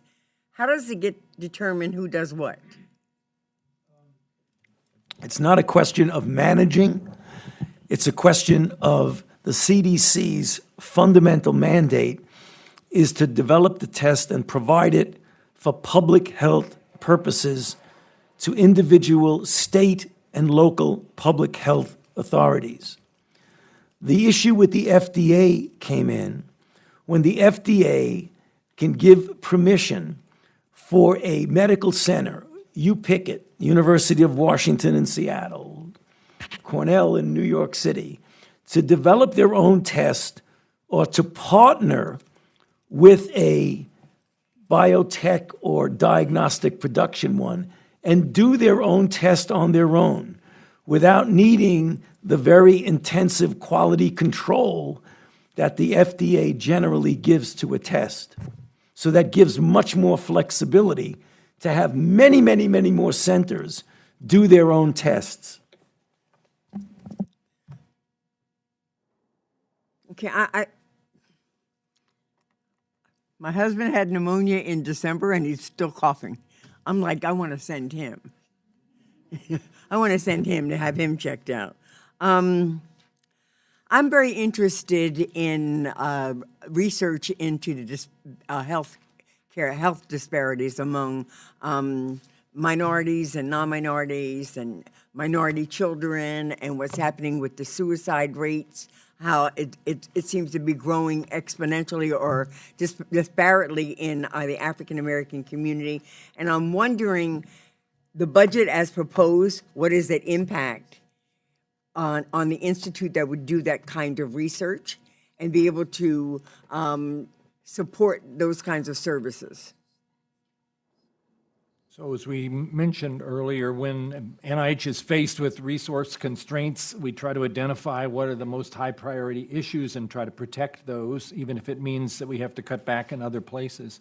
I totally agree with you. The question of health disparities, and especially something as heartbreaking as suicide, has to be a very high priority. And the National Institute of Mental Health, who's not represented at this table, has a big investment in that space, and particularly trying to understand, are there ways of identifying who's at risk and making an intervention before it's too late? And we're getting closer to that, and even using things like machine learning, taking advantage of what happens, because everybody's carrying around a cell phone. There are indicators in terms of people's reduced social interactions that they are perhaps in a depressed state that you would not have otherwise known. A lot of that research now going on, and it's very appropriate to focus particularly on the health disparity part of it. May I make note that we did, I'm sorry, is that my 33 seconds? I yield back. I have other questions regarding this issue. Thank you. Thank you so much, Madam Chairwoman, and thank you all, this incredibly esteemed panel. Dr. Fauci, I am hearing a lot from hospitals in my state, in Massachusetts, who are feeling under-resourced and unprepared for the coronavirus. Can you tell us a little bit about as we are anticipating moving from containment to mitigation, how we are going to help with the hospitals around the country? Uh-oh. Was that a response? Yeah, that was So when you say we, you're talking about the United States government. So, I mean, I can't... NIH and CDC. Well, the NIH is not going to be able to do anything there except make as quickly as possible the results of the research we do to be able to be deployable in places like Massachusetts. The CDC works very closely with state and local health authorities. And that's one of the reasons why I think you're going to see, and I don't know what it's going to be, is that there are going to be resources that are going to have to be forthcoming to go. And I understand there's a supplemental package being run through. I don't want to address that. But that's one of the ways to answer the question, is that the states, Massachusetts including, are going to need some help to be able to implement the kinds of things that I think are going to be needed. Looking at Massachusetts and this entire health crisis, one of the things I'm glad about is that Massachusetts has a very high number of insured people. Right. That does not hold true across the country, and I am concerned about how our health insurance policy plays out in something like this. Can you tell for me where you see the gaps and what's most immediately obvious to you about what we can do to redress it? Yeah. Sorry, that's a very good question. And because of that, most recently, it must have been the last couple of days, they all seem to match into one these days, but a couple of days that the director of the CMS has now been made a member of the president's task force. So that person is there. Those questions came up, exactly the question you're asking, came up at the task force meeting last evening. And that is going to be addressed. I don't know what the answer to it is because that's not my area, but it clearly came up, just like you said, that some states, some territories, some regions have good insurance, good care, and others don't. So how are we going to get the tests equitably distributed not based on whether somebody can pay for them or not. Yeah, it pulls in our paid family leave policies, all these different things, and we don't expect the CDC to take on that whole policy agenda, but they're so intertied. And I hope that the task force will also look at immigrant communities. If we cannot get immigrants to fill out a census because of fear, how are we going to get them to access health care for their children and themselves? Again, a very good question, because that also came up at the task force, and from what I'm hearing, that's not going to be an impediment. Right. Excellent. We will wait and see. Dr. Volkov, good to see you. I was also very concerned that the Trump administration had proposed transferring $5 million from substance use and mental health services, nearly 63 from NIH to fight the coronavirus. I don't think we make trade-offs between public health emergencies. But I wonder if you can tell me what progress has been made and what steps is NIDA taking to work on the youth-focused interventions and recovery support services? Well, again, one of the things that has helped us enormously has been the $500 million that came to address the opioid crisis, because one of the projects that has been prioritized is prevention interventions. And when you address prevention interventions to help to avoid kids taking drugs, you don't do it specifically for opioids, you do it in a general sense. And this is also important because we're seeing now that the opioid crisis is shifting not just from opioids to getting into psychostimulants. So it's not like we're going to have to address prevention for one drug. We need to address the question, what is making us vulnerable as a country? And youth are the most vulnerable of all of them. So we have several initiatives that are going to be expanded to address how to, for example, we can bring prevention to rural communities that are at very, very high risk for drugs, to the criminal justice setting. How do we intervene in schools? And another project that we have been able to hopefully launch, as you know, we've done a 10-year follow-up for children from 9 to 10 upward to understand what are the factors in the brain that make you vulnerable to drugs, but how does the environment influence them? We want to start in infancy to look forward. So these are just some of the examples that we're targeting to try to develop knowledge and implementation methods to prevent youth from taking drugs. Great. I'm out of time. I'd love to follow up with you in another way on medically assisted therapies for treatment for younger people as well. Thank you. Thank you. What I'm going to try to do is to ask 3 or 4 questions and get quick answers to them. And let me just start with this, Dr. Bianchi. Endometriosis, a disease that impacts 1 in 10 women, leading cause of hysterectomy. Can you describe NICHD's research related to endometriosis? Tell us what your top priorities for the research would be if provided with additional resources. And I'm asking this question, and where is my colleague, Congresswoman Finkenauer, who has a very a serious interest in this area, and thank you for being here, Congresswoman Finkenauer. So hold on to that. Dr. Collins, we gave $12.5 million for gun violence prevention research. I want to have you tell us what do you expect to do with that. Also, with the Office of Research on Women's Health, NIH budget has grown by 39%. Office of Research on Women's Health has increased only 8%.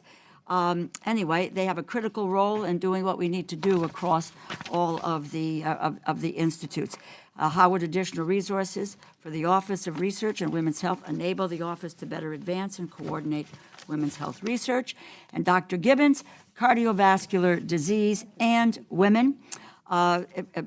Stroke, heart disease, leading cause of death for women in the United States. What research is NHLBI supporting to improve diagnosis and treatment of women with heart disease? Dr. Bianchi. Thank you, Madam Chair. As you said, 1 in 10 women have endometriosis. These are women of reproductive age. It's associated with chronic pain, has enormous economic impacts because women do not go to work. It's a leading cause of infertility, and it's also associated with an increased incidence of cancer. NICHD has a gynecologic and health disease branch where we are funding research on the diagnosis, prevention, and treatment of endometriosis. We've made it one of our 10 aspirational goals in our strategic plan, and I'm very proud of the fact that NICHD's research, we were talking about drugs that were developed as a result of NIH support, the drug Orilissa, which is the newest drug to treat pain in women with endometriosis, came out of an NICHD SBIR grant. Thank you. And I would just say, this to Congresswoman Finkenauer, that you ought to be in touch with Dr. Bianchi to get all the information that you need to move forward. Very quickly, to Collins, preserve on time violence for Dr. prevention Gibbons. research. Firearms. We have invested in firearms research all along, and having this additional funds from the Congress in the current fiscal year is something that we welcome. We are invested in a full set of threat research to Americans' well-being, and we will continue to do so, and are certainly committed to executing any funding directives from the Congress. We have already written up various funding opportunity announcements, are waiting momentarily for them to be cleared. We will look at such things as the role of video games, the role of trying to keep firearms out of the hands of adolescents, such things as the violence interrupter schemes that are carried out in some cities. Do they actually work? We need data here, and we're the data people. That's right. So you can count on us. You asked about ORWH, the Office of Research on Women's Health, a very important part of what we do. Janine Clayton, who's the director of that, is a wonderful catalyst. But let me emphasize that while the funding of ORWH is modest, it's about $43 million, Right. the overall funding for women's health research is about $4.4 billion. So it's reflective of the way in which this, in fact, involves all of the institutes. Right. I'm very, very concerned about the amount of funding to the Office of Women's Health Research. I understand it's being done, it's cross-cutting, but this is something that many, many years ago we identified as something critically important, and I want to make sure they're getting the resources that they need.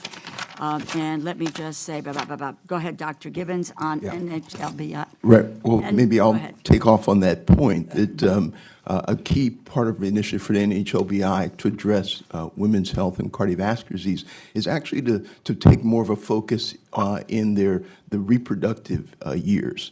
And to do that, we recognize that a leading cause of maternal morbidity and mortality actually relates to cardiovascular disease, particularly women over the age of 30 in their reproductive and childbearing years. So we have a number of initiatives that's targeting that. So, for example, pregnancy is often a stress test for the cardiovascular system. Peripartum cardiomyopathy is a major cause of maternal morbidity and mortality. So we're really striking up an initiative to better understand what are the drivers and biomarkers and actually genetic factors that may be predisposing to that. Similarly, we're trying to we recognize that women who have adverse pregnancy outcomes often have a long-term trajectory of increased cardiovascular risk. So we have the new moms-to-be health heart study that's following up over time and recognizing that there may be interventions we can do to change the whole trajectory of those women. Mm-hmm.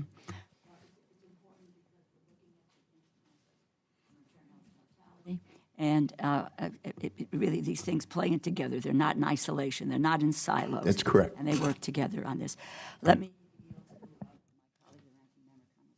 Thank you very much, Madam Chair. And when I think about the appropriations, it's too easy sometimes to get caught up in a what are we doing this year kind of mentality. The reality is the way this process works, everything is cumulative and incremental in appropriations. And so under that philosophy, we've adopted over the last 5 years a cumulative and incremental increase for NIH funding. And so, Dr. Collins, I want to ask you two of my favorite questions because you always take me in interesting directions. First is, what of the things we've been able to do that we would not have been able to do had we not made these kind of consistent investments? And looking forward, what are the things that you think we might be able to do if we were to continue down the path that we've been on, that is sustained inflation plus increases for the NIH over the next 5 years? Love being asked these questions. Thank you, Mr. Cole.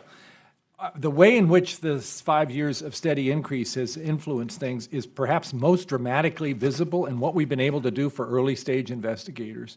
Back in 2015, we funded 600 of those grants in 1 year, and that was not nearly enough, and people were getting pretty concerned whether they had a career path. This past year, we funded over 1,300 of those, more than doubled this investment in the next generation of talent. And the morale has just dramatically changed. I'll be in Alabama tomorrow and Friday meeting with investigators, and I can tell you they're going to be really excited about science because now the environment makes it possible for them to take risks. Similarly, we've been able to increase the number of just overall grants and the number of principal investigators. We've enriched the breadth and depth of the entire workforce that we depend on. In terms of specific things, we've been able to put forward projects that are truly bold, moving our understanding of life to single cells, the single cell biology effort.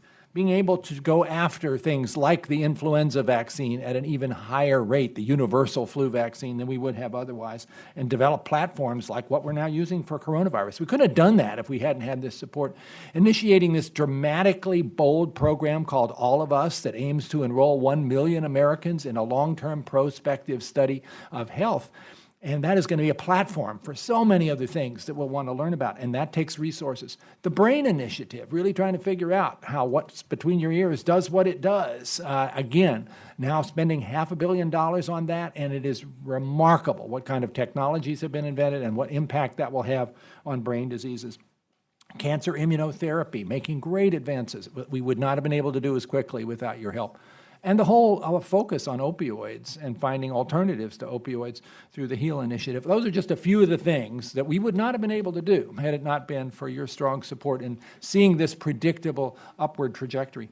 What we could do going forward? Well, gosh, the sky's kind of the limit here. I mentioned in my opening statement about gene therapy that we are at this cusp where we can begin to take what's now been done, curing sickle cell disease with gene therapy. Let's start curing a lot of other of these conditions as well.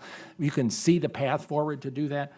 New opportunities in terms of artificial intelligence and machine learning applied. We're going to have a big investment there coming in the next year or two because we can see ways this could play out in multiple different applications. A new focus maybe on nutrition. We're talking seriously about that. It's an area that we know is critical for health, and yet the science hasn't necessarily quite gelled around the new opportunities. It's time to do that. And again, that's going to take resources.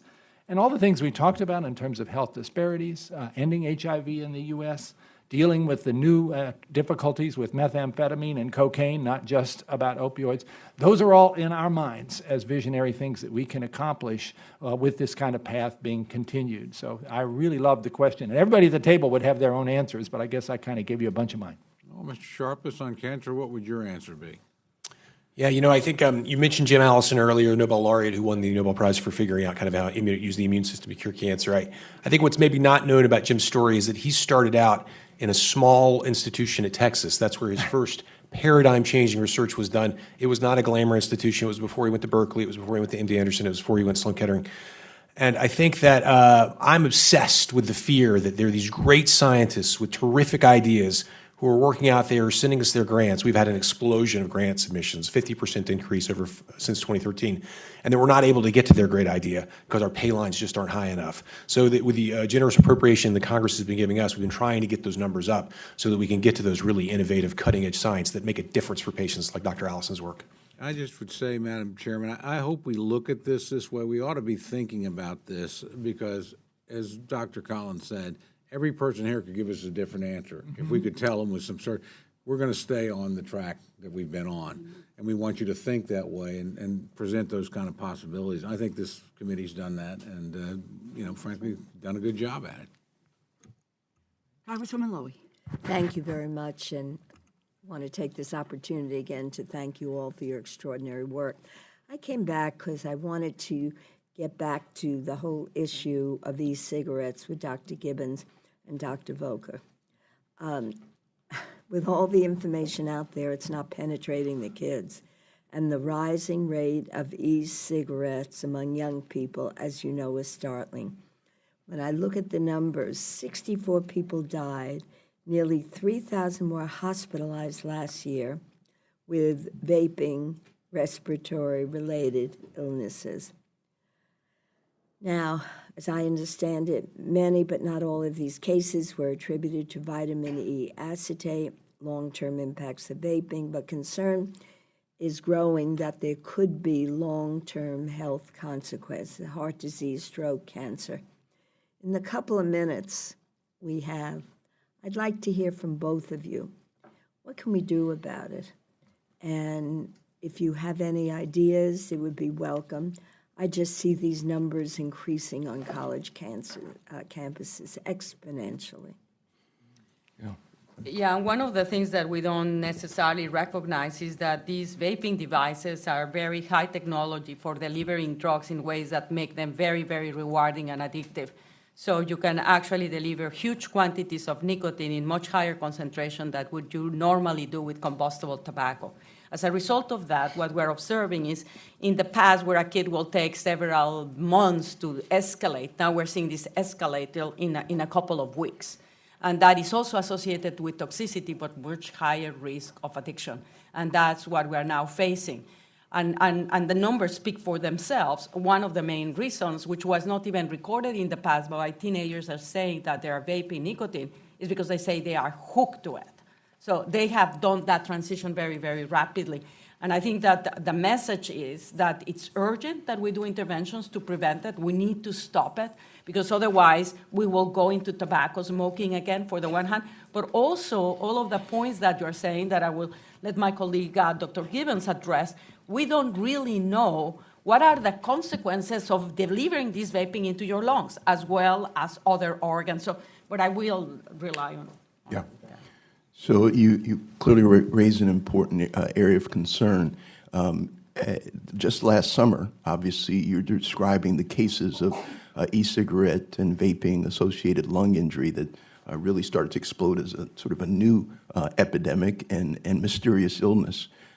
We didn't know why people were presenting with hospitalization, shortness of breath, and other symptoms until we got these history of vaping. This was an area where close collaboration, quite frankly, between NIH, FDA, and CDC in response to this public health threat was pretty immediate and collaborative, in which almost literally within weeks we were convening subject matter experts from around the country. And again, leveraging prior investments this committee's made because we were able to leverage centers of excellence in tobacco regulatory science, bring and convene people who've already been studying e-cigarettes together and say, what can we do? What's going on about this new vaping epidemic related to lung injury? That mobilized a research agenda. And so again, within weeks, we put out a notice to engage our research community to start studying what is driving this EVALI. And the CDC, with its case definition and surveillance apparatus, was able to start to make these links to THC and substances that might be combined with THC that might be driving it. By December, we clearly had a sense, at least as you pointed out, that vitamin E acetate from samples from the lung may be a key associated element of this phenomenon. And again, related to the researcher community that we established, investigators were already beginning to study and get the causal link between vitamin E acetate and study in animal models. And in fact, just the last couple of weeks, it was published in the New England Journal related to NHLBI-funded investigators in Roswell Park that indeed just giving the vitamin E acetate through a vaping device, at least in this mouse model, was able to recapitulate a lot of the lesions seen in patients with EVALI. So literally within 8 months, we've been able to close the loop from a mysterious disease involving a collaborative effort between NIH, CDC, and FDA to address that public health threat. And with that awareness, we're starting to see the cases come down. But as Dr. Volkan mentioned, we still don't know the long-term effects. In fact, we've now funded a cohort to follow and trace all those patients with EVALI, and we recognize that EVALI is probably just the tip of the iceberg. What's happening to subclinical injury to the long term of these young people? That's still an unknown. Well, my time is up, but I would just hope that we could work together. I think it's pretty conclusive. This just isn't good for kids, adults, or anybody. Absolutely. But what are we doing about it? The kids don't believe it. and working with CDC, perhaps I'm with you. I would ban it completely. But I'd like to follow up with you because it seems to me the science is conclusive. And what are we going to do to get these kids to understand, cut it out? Thank you very much. Congressman Harris.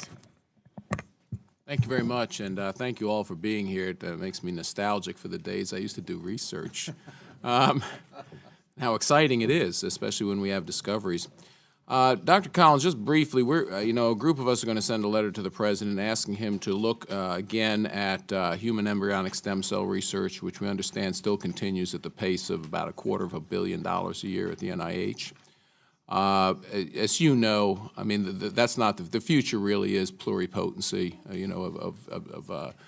Inducing pluripotency of regular cells into stem cell states, and the idea that we're continuing to destroy human embryos and funding it, or funding the destruction basically through the NIH, I think is a mistake because human embryos are in fact the youngest humans, and I think many believe correctly that human life should never be used as a mere means for achieving the benefit of another human being, and that's not the purpose of human life.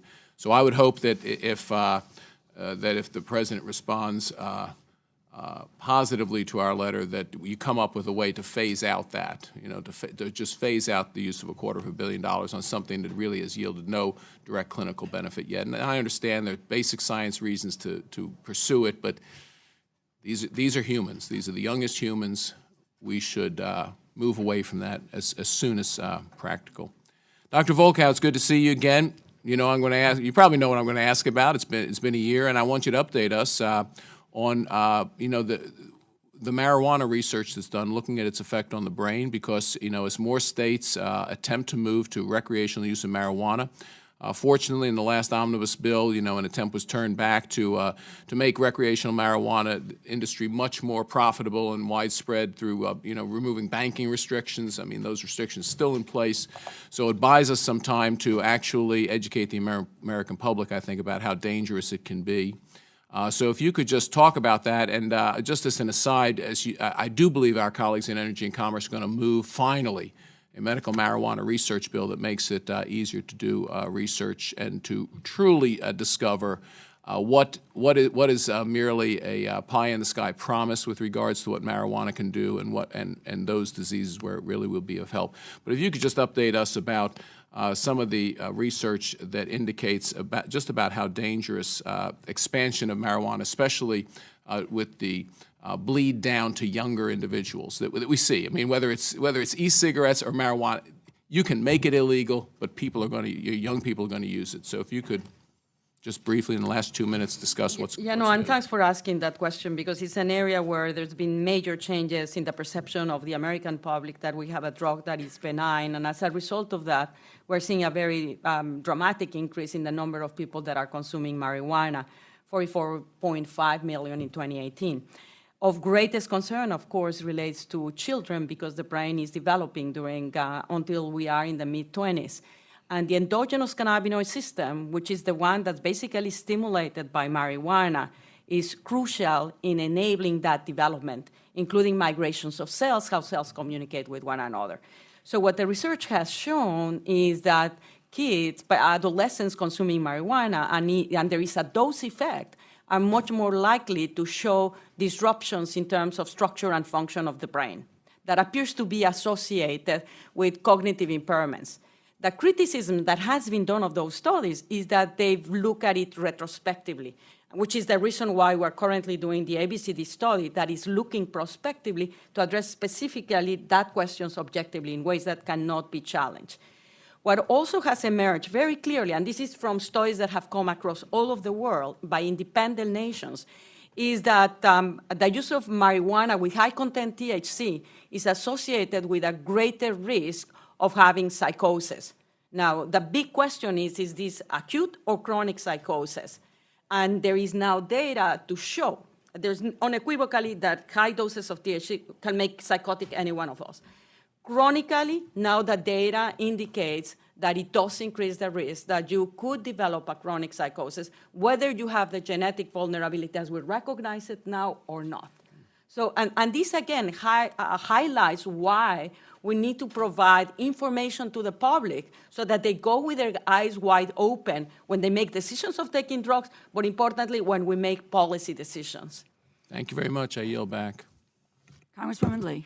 Thank you very much. Dr. Fauci, of course, we've worked together for many years on HIV and AIDS, on the epidemic. I co-chair the bipartisan Congressional HIV/AIDS Caucus, and we're still working together in a bipartisan way to make sure that we have the resources to address this epidemic. We're at the tipping point now in the field of HIV research, including vaccine development. So just like to ask you if you have kind of an update on the future progress in these areas in terms of vaccine, HIV and AIDS. Secondly, I'd like to ask you just in terms of the coronavirus, has it hit a pandemic level or not? And how do we explain to our constituents the difference between an epidemic and a pandemic? And I want to find out, as serious as this is, how do we make sure that the public, well, I think we're doing a good job in explaining how to prevent the transmission of the virus. But given that there's a 2% in fatality rate for this virus and it's impacting people who are elderly, I wanted to find out, do you think that, from your perspective, that 2% is accurate right now in terms of fatality rates? And then to Dr. Collins, if we have time, just on sickle cell, how close are we now? I mean, you've done some remarkable work on sickle cell disease, and we're waiting, and I know we're close. Of course, 1 in 10 African Americans in the U.S. Have sickle cell, well, at least the trait, and so wanted to just see how close we are and how we are doing as it relates to identifying the trait early enough where those who have diabetes recognize that the A1C test is not accurate or could provide false results. Dr. Okay, so I'll be really quick because you had a lot of questions. So vaccine, as you know, we had a disappointing situation with the vaccine trial that was finally looked at by the DSMB in South Africa, which was called HVTN 702, which was using the model that we used in the Thai trial, and they showed, safety, no deleterious effect, but no efficacy. There are 2 other major trials that are going on, one in Southern Africa, one in the Americas and Europe. Those trials, we won't have the data on them probably for at least another couple of years. They're using a different concept. They're using a different vector, they're using a different protein, and they're using a different adjuvant. So I can't give any prediction of what it's going to be, but simultaneous with that, there's another whole effort on HIV vaccines using structural biological approach to get the right conformation of an immunogen to induce broadly neutralizing antibodies, which are the gold standard of protection against viral infections. So there's still a lot of good work going on, but we did have a disappointment. Number 2, the word pandemic, there are many, many people who have different descriptions and definitions of what a pandemic. Pan being all means widely distributed. The WHO has not declared this a pandemic yet because they haven't had very sustained transmission throughout the world. So technically, it's not a pandemic. It will be up to them to make that declaration. Next, the 2% mortality. A report just came out today that when they looked at the totality of the data in China, mostly because 90+% of the infections are in China, it was somewhere around 3%, up from the 2%. The percent mortality will depend on what the denominator of number of cases. So if you're not counting every case, then the mortality would be high.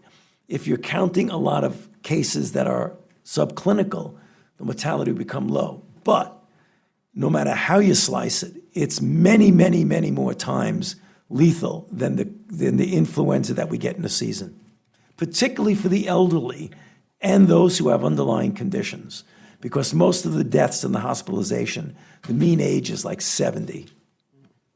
Dr. Collins, quickly. Very quickly, and my colleague Gary Gibbons is very much in the lead of this effort. We have a whole Cure Sickle Cell initiative that NHLBI is leading. And the good news is here, we now have at least 3 clinical trials that are using gene therapy for sickle cell disease that appear to be working and working dramatically. They're very high tech. They require very specialized technology and hospital services. So it's not quite ready for broad extrapolation, but we are going to see, I think, in the next few years, sickle cell disease becoming one of those conditions that we can actually cure. In fact, we have started a new initiative with the Gates Foundation to figure out how we might extrapolate that to sub-Saharan Africa, which is where most people with sickle cell disease live. And it would be unethical, I think, at this point to say we're fine because we figured out how to do this in a high-tech environment. We have to figure out how to do it in a low-resource setting as well. The interaction with A1C and sickle trait is now well recognized, I think, by many physicians. It was a very significant JAMA publication that laid out exactly the data about this about a year ago. So I think there has been a recognition that this has to be paid attention to when managing diabetes with somebody who has sickle cell trait. Thank you very much. Congresswoman Clark. Thank you so much. I was delighted to hear this morning the story on NPR about the incredible advances, and you did a very good job, Dr. Collins, on injecting a virus into the retina and potentially restoring vision. It's unbelievable, and but I know that there are many concerns also with CRISPR and these technologies after the Chinese scientists edited genes of babies last year. So I know there's great work going on about putting up the sort of ethical guardrails that we need. I wonder if you can tell me what steps NIH is taking to protect patients and mitigate wrongdoing as we continue to push the boundaries of science and medicine for amazing cures.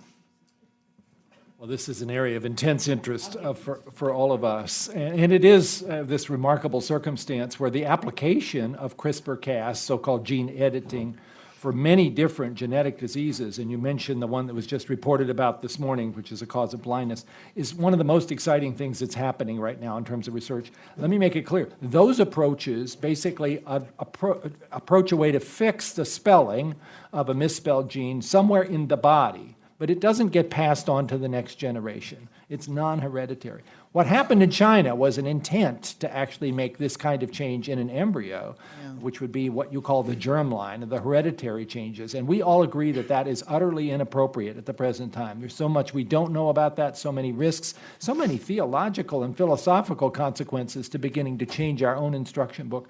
We at the NIH would not support that. In fact, that would be illegal in the United States, that kind of embryo manipulation. The World Health Organization has a high-level panel that is looking at this, and we wait for their recommendations, and so far they've also come down quite strong on this. Our National Academy is Do you know when you engaged as well. expect that recommendation? The WHO recommendation, I think probably in the next few months, sometime during this calendar year. From what I hear, they're beginning to close in on some sort of conclusions. Again, WHO has a challenge because they've got to get all those countries to sign on to it. So there'll be a draft, and then we'll sort of see what happens. Certainly in this country, that would not be something we would do. But at the same time, there's all this promise. If you don't deal with the hereditary applications, but what we call the somatic cell part, where you're dealing with the eye or the liver or maybe the brain for a child who has otherwise an untreatable genetic disorder, this is potentially enormously exciting.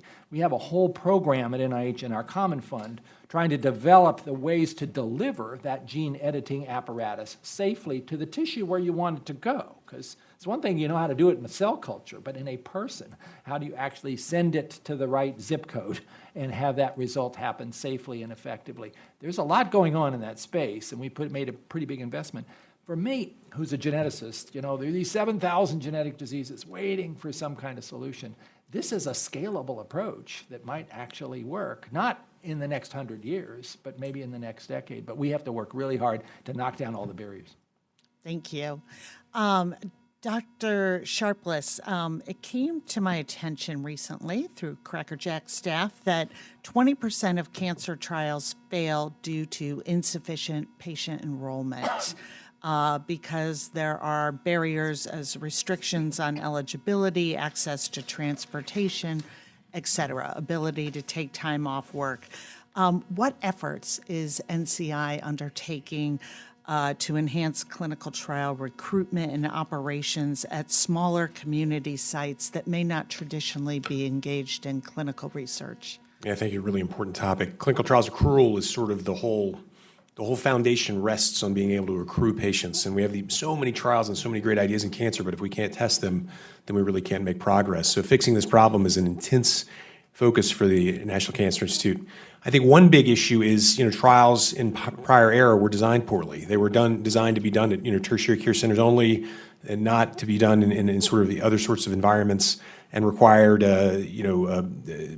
just a process that was bad. And so one of the things that's happened over the last few years is a real focus on these sort of basket trials that can be done in the community. So the NCI Match trial accrued 6,000 patients at 11,000 sites, for example. We have this in-core network that has these sites that allow people to accrue to trials in the community. We know that being on a trial provides better care and also provides a more diverse population on the trial, so it's really important. And lastly, I should mention we have made it a crusade to get rid of these arbitrary and somewhat silly eligibility enrollment criteria that keep people off trials, like HIV positive or treated brain metastasis or things like that. So we working with others in the community, in the oncology community, have tried to make trials simpler and more doable in the community. But it's still an area where we need some improvement. Great. Thank you so much. Congresswoman Frankel. Thank you again for being here. This has been terrific. And so I have three questions. Okay, number one is, I had read a report or a study that women are feeling like doctors are dismissing their complaints.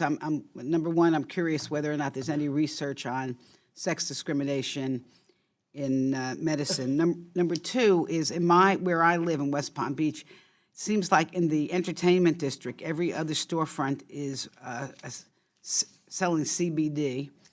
Florida's also legalized marijuana. So I'm just curious whether or not there's any research to show that either CBD or the marijuana is medically effective. And then my third is back to my grocery store questions on coronavirus. I know you're not supposed to touch your face, but is it any part of your face, or where are the germs going? And if someone gets quarantined, how long do they have to be quarantined for? And can there be repeated quarantines? I mean, I guess the better question is, do you think this is going to be a widespread issue in our country? Sex discrimination first. Yeah. Dr. Bianchi. Certainly with regard to maternal mortality, there is definitely discrimination in that women's voices are not being heard. And that is one of the aspects of the Improve initiative that we want to address. That's the community-based initiative. We know that there is not only dismissal of women's voices, but also there's infrastructural racism. And we are definitely including that as part of this overall initiative. Like CBD and marijuana. We know that there is evidence from CBD to be effective for helping to treat seizure disorders in children, Dravet syndrome, and that has led to a medication. Otherwise, there are no other FDA products approved for CBD, but there is interest with respect to its analgesic effects. There is interest with respect to its anti-inflammatory effects.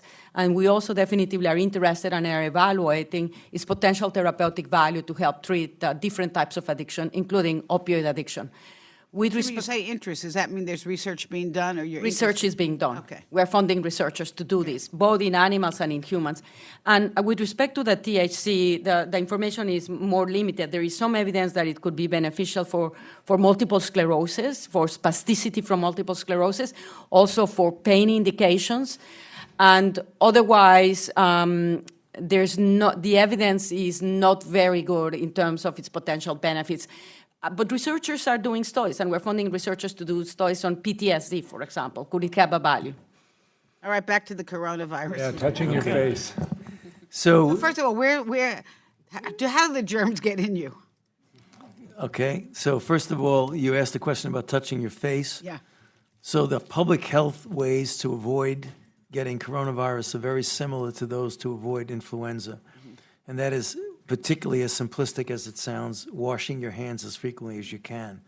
One of the problems with respiratory-borne diseases is that they are spread either by droplets, gross droplets, someone coughs or sneezes on you, or even a bit of aerosolized, where you can be sitting next to someone very closely and you don't cough and sneeze, but the virus can aerosolize and So, I mean, does it go into you through your nose, your mouth? That's what I'll get to. Okay. All right. So what it is, it will get in through a mucosal surface that could either be your nose, your mouth, or even your eye. The reason for washing your hands is that people often do the wrong thing. That's why you hear us say cough into the crook of your elbow, because people sometimes go like this or blow their nose. They'll shake hands with you, touch a doorknob. 15 minutes later, you come by and do that. Then you touch your face, and that's how you get it. So that's the way. That's the first thing. Secondly, incubation period quarantine. The incubation period, the median time from when you get exposed to you get clinical symptoms is about 5.2 days. That's the median. The range is somewhere between 2 and 14. 14 is much, much more the outer limit.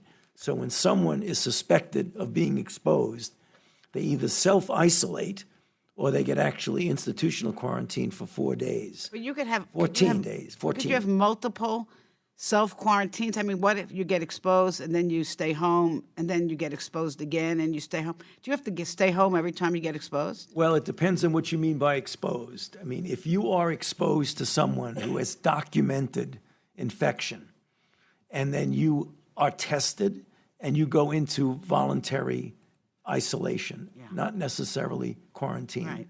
The only time you get quarantined is if it's very, very clear that you have direct contact with someone. But it could be multiple times. Well, it could be if you're in a situation where you're in an outbreak. Well, that's very interesting because when you go from containment, which means to preventing the spread, to mitigation, which means in the community, distancing yourself socially. If, I don't want to say when, because every time I say when, it's a headline. If it gets to the point where there is really widespread infection, if that ever happens. Do you expect that to happen in our country? I can't predict that. I cannot predict. Are you worried about it? I don't worry. I try and just do things that can prevent it. Thank you very much. I yield back. Congresswoman Watson-Coleman. When there is a vaccine available, who gets it first besides my colleague to my left? Dr. Fauci, who gets it first and how do we go about distributing it? Well, the standard approach when you have a vaccine, for example, for influenza, when you have limited vaccines, you give it to the most vulnerable. And the most vulnerable clearly are the elderly and those with underlying conditions. And those generally are heart disease, chronic lung disease, kidney, diabetes, and obesity. Or those who are immunosuppressive drugs who might have an underlying cancer. And so we're 18 months or so away from that. Probably. Least. The other thing that's important is that the healthcare workers and those who are the frontline responders, because those are the ones in every disease we know that are the most vulnerable. In fact, if you look in China, the people who were most vulnerable before they had good PPEs were the healthcare providers. Thank you. Dr. Collins, following up on my interest in the whole issue of health issues and the disparate impact on minorities, one of the things that I learned from the emergency task force that we had on mental health and black youth suicide was that researchers, black researchers in particular, have not been having their research requests considered, and they've been denied these requests for reasons having to do with not communicating clearly what it is that you're looking at, the implications of community outcomes or collaborations, not necessarily recognizing the significance in our space with regard to issues of that nature. One of the things that one of the institute directors talked about was having more workshops, having more input from Black researchers into what would be considered and whose grants and stuff would be considered. What are the things that we can do to ensure that researchers of this nature are getting an equal opportunity to do the research that's important for the disparities that exist in the minority communities? This is an issue that we are looking at with great seriousness, since it was documented a few years ago that, in fact, an African-American investigator who comes to NIH with their best and brightest ideas has a lower chance of getting funded than other groups. And that's very disturbing to look at, and there were many hypotheses about what might be involved. I think we've not completely sorted out all the reasons, but we've discovered a number of them. And certainly part of this issue does relate to, I think, the fact that oftentimes African-American investigators may not have been in as a strong position to be able to put forward a grant application because the lack of mentoring, the lack of opportunities to sort of be involved in networks, which may be a natural thing for others, but for minorities, not so much. And we're working very hard on ways to do a better job of mentoring with something like the National Mentoring Research Network. We also identified the fact that there are different areas of research where minorities tend to migrate, and health disparities research is one of those, and you can see why that is. That's oftentimes a passion for somebody who gets into research who comes from an underrepresented group. They want to work on understanding why their communities are not being as well served. And yet it is clear that some of the research that goes on in that space doesn't fare as well in our peer review system, regardless of whether the applicant happens to be a minority or not. So there's some action there that we need to take. We're still trying to sort this out. There was a paper we published a few months ago about this, which got a fair amount of attention. We're continuing to do the analysis to see what else we're missing here. We are determined to sort this one out. Well, I'm glad. I am both a co-founder of the Congressional Caucus on Black Women and Girls, and we're interested in those things that impact individuals, particularly because of the intersection of their gender and their race, and as well as the interest in what's happening with our children and mental health disparities and things of that nature. Big issues in my community. So I thank you for the work that you're doing. I look forward to the work that you'll be doing in the future. Thank you. I yield back.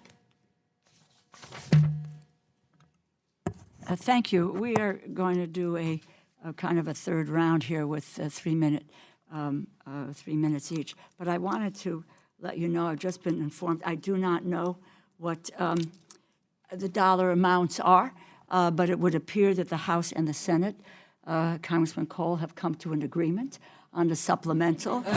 God's in his heaven, all's right with the world. Yes.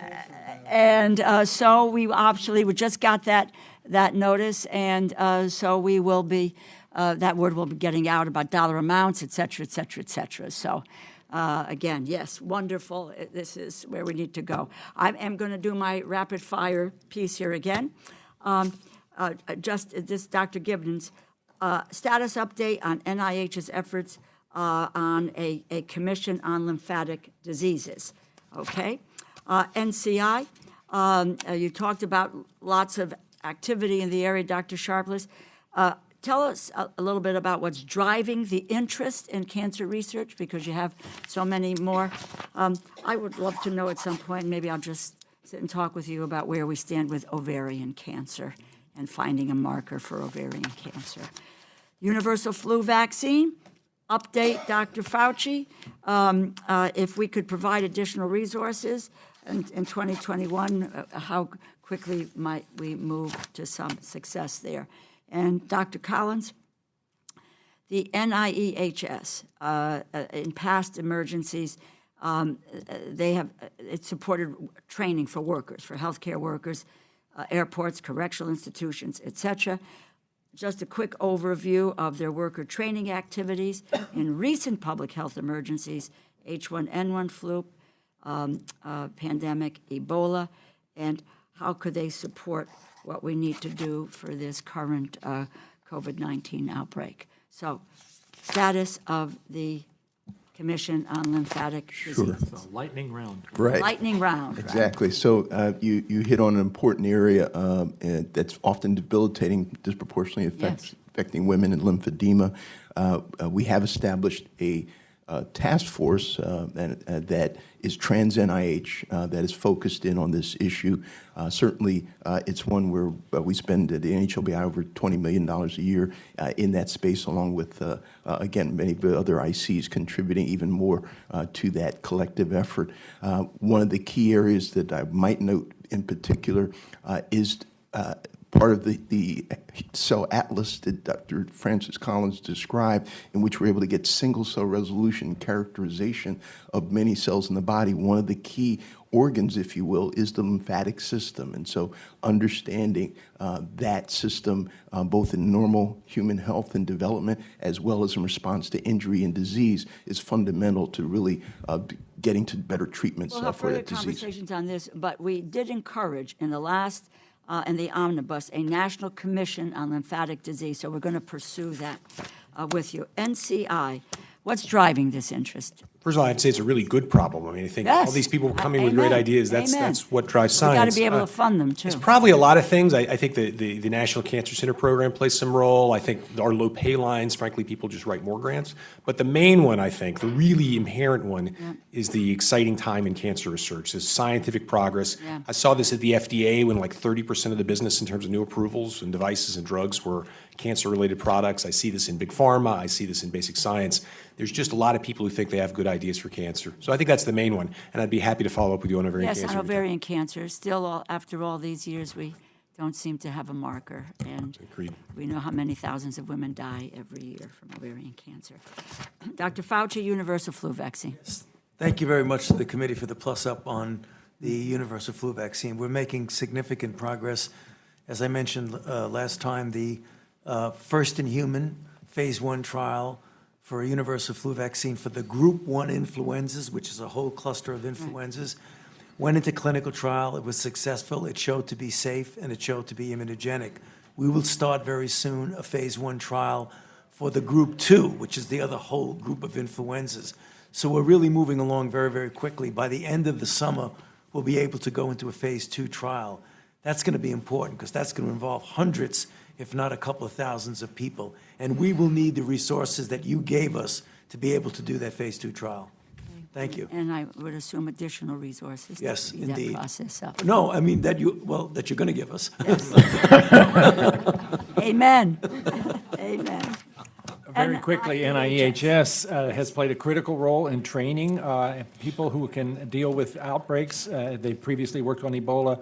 They're totally prepared to step in this space too, need some support for that. And basically it's airports, as you said, it's correctional facilities, it's hospitals. They both do the trainer efforts, they do face-to-face, they run courses. You mentioned that you need some help with that. Can we be instrumental in pushing for NIEHS And again, to be engaged and involved in the training? Which I'm is curious in everybody's looking in the concerned supplemental and see whether there's a way that this can be factored into that, Okay. because we're going to need a lot of training for people who aren't quite prepared for this yet. about. Okay, thank you. Thank you very much, Madam Chair. I want to follow up quickly, actually, on the point you raised with Dr. Sharpless, because I want to have a little more information. We've got, obviously, an explosion, as you pointed, going on for a variety of reasons. Are there some things we should do so that we don't leave good science on the table, just because right now cancer seems to be a lane where there's a lot more happening than maybe some other areas? Yeah, I think there are, probably the main thing to realize about this problem is that it's not a one-year problem. That it's like a mortgage. We pay these grants, they have 4 and 5, and in some cases even 6-year budget tails. And so when we invest in the RPG pool, in this pool of grants today, which goes up 3, 5, 8% every year at the NCI over the last 5 to 10 years, then that has out-year costs for us that are quite significant. And so that provides some hesitation on the part of the NCI to be good stewards of our, if we overinvest today, we could have a real problem 3 years from now if we're not smart about it. So the realization that this problem is not going to be fixed this year or next year, that we expect that we're going to get these increased number of grants for a while, because there are people who just have a lot of really great ideas. So I think this, sustained commitment that you've provided for so many years is really what the doctor ordered for the NCI RPGU pool problem. Yeah, I think that's important. I couldn't agree more. Dr. Collins, the Attorney General's raised some awareness of threats posed by foreign governments that obviously are, particularly the People's Republic of China, frankly, raiding our science or interfering with our research. Can you tell us what your level of concern is on that, some of the measures you might be taking to respond? We are quite concerned. Dr. Mike Lauer, who is the head of our extramural research division, has spent probably 2/3 of his time now on this over the course of the past many months. First, let me say that we greatly depend upon and value foreign investigators, foreign-born investigators who are part of our workforce, the vast majority of whom are honorable, hardworking, incredible contributors. And one thing we have to be careful of is that even as we've identified this as a serious issue, that we don't extrapolate into anything that would look like a sort of racial profiling, which would be a really unfortunate, unmerited, and unforgivable kind of approach. At the same time, we have identified numerous examples, I'm sorry to say, of individuals who have been receiving substantial financial benefits from relationships with foreign countries, yes, often China, without disclosing that, and it is a requirement that they do so. Likewise, we have instances where individuals have shared grant applications that were not even yet reviewed with colleagues in other countries to give them some kind of an edge on developing some new invention. Obviously, that has consequences for intellectual property. We are very serious about identifying those circumstances. You have probably seen in the press some dramatic examples of individuals who have been found to be egregiously against the way that scientists should behave and have, as a consequence, lost jobs and in some instances been brought forward for various kinds of criminal prosecution. Again, I think most of the people that you might see in our workforce are honorable, but we are determined, we are stewards of the public trust. If there are instances that are not going the way they should, we will be following up on them. At the moment, we have dozens of these investigations that are currently underway. We're working with the FBI on this, and they've been good partners with us. And we will keep our eye on this and continue to see where the trouble is and then act upon it. I just want to commend you for your vigilance here, and frankly, also for the even-handed attitude. There is a danger here that this could degenerate into a place none of us would ever want it to go. And so thanks for having the focus on the problem, but also thanks for remembering, as you say, most of the folks that are involved in these endeavors are honorable, able, and are serving humanity. So it's a tough problem, but I think you've struck the right balance. Thank you, Madam Chair. Congresswoman Frankel. Well, first, I just want to say I want to thank our chair and our ranking member and all our panelists. It is so refreshing, and I think we're blessed to be able to have a bipartisan discussion on health research, and very fortunate to have people of your caliber leading the way. I'm not going to ask you any more supermarket questions. I just note that I touched my face so many times today that seriously, I'm very worried about the social and economic impacts of the potential of this virus. That's really very frightening, and I'm not going to get into it with you guys, so I'm going to ask you some different questions. Specifically, in Florida, and I also know in the nation that suicides are a big issue. And also, I saw something that it's a leading cause of maternal death. Is that right? That's suicide? No? Okay, I'm glad you say no. But I want to just combine these questions because I'm curious not only about suicide research, but also postpartum depression research. I'll quickly start with suicide and then ask Dr. Bianchi about postpartum because that fits with our maternal mortality topic. Certainly suicides increasing in many different communities and demographic areas are of deep concern, and there are many diagnostics about why that might be going on that relate to people's sense of isolation, which is clearly a growing problem in this nation. We at NIH are aiming to do everything we can to identify the factors and particularly the predictors of who is at risk and what the interventions might be. And there's certainly some of those, such as trying to make sure that people don't have access to lethal force for that moment where somebody makes a sudden decision to end their life. And it's often a rather sudden decision. I will say also, in terms of treating the clinical depression that often undergirds this, there is a major development that's happened, which is the development of this drug called ketamine, which has this remarkable phenomenon in many people who've had chronic clinical depression and not responded to anything else, of after an intravenous infusion, having an almost within an hour lifting of the clouds. That is now being tried in people who are acutely suicidal and starting to look pretty promising in that space. If you can catch somebody before they take the drastic action and lift them out of what seems to be a hopeless circumstance. So that's one bright spot in what is clearly a very tough problem. Yeah, so NICHD is funding research that it currently is looking at postpartum women who potentially are at risk for suicide. So the difficulty with the postpartum situation is some of these women have no prior history of mental health problems. So how do you, again, it's this rare issue where how do you know if someone is going to be at risk? So we're funding an investigator who is actually looking and taking a machine learning approach through the electronic health record to begin to identify certain clues in the record. But the other issue is a lot of pregnant women are depressed and they're taking antidepressants during pregnancy. So we need to know, are these drugs safe to take during pregnancy and lactation? And there's an area where I'm concerned because women who are at risk are not taking their medicines because they think it's better for the baby.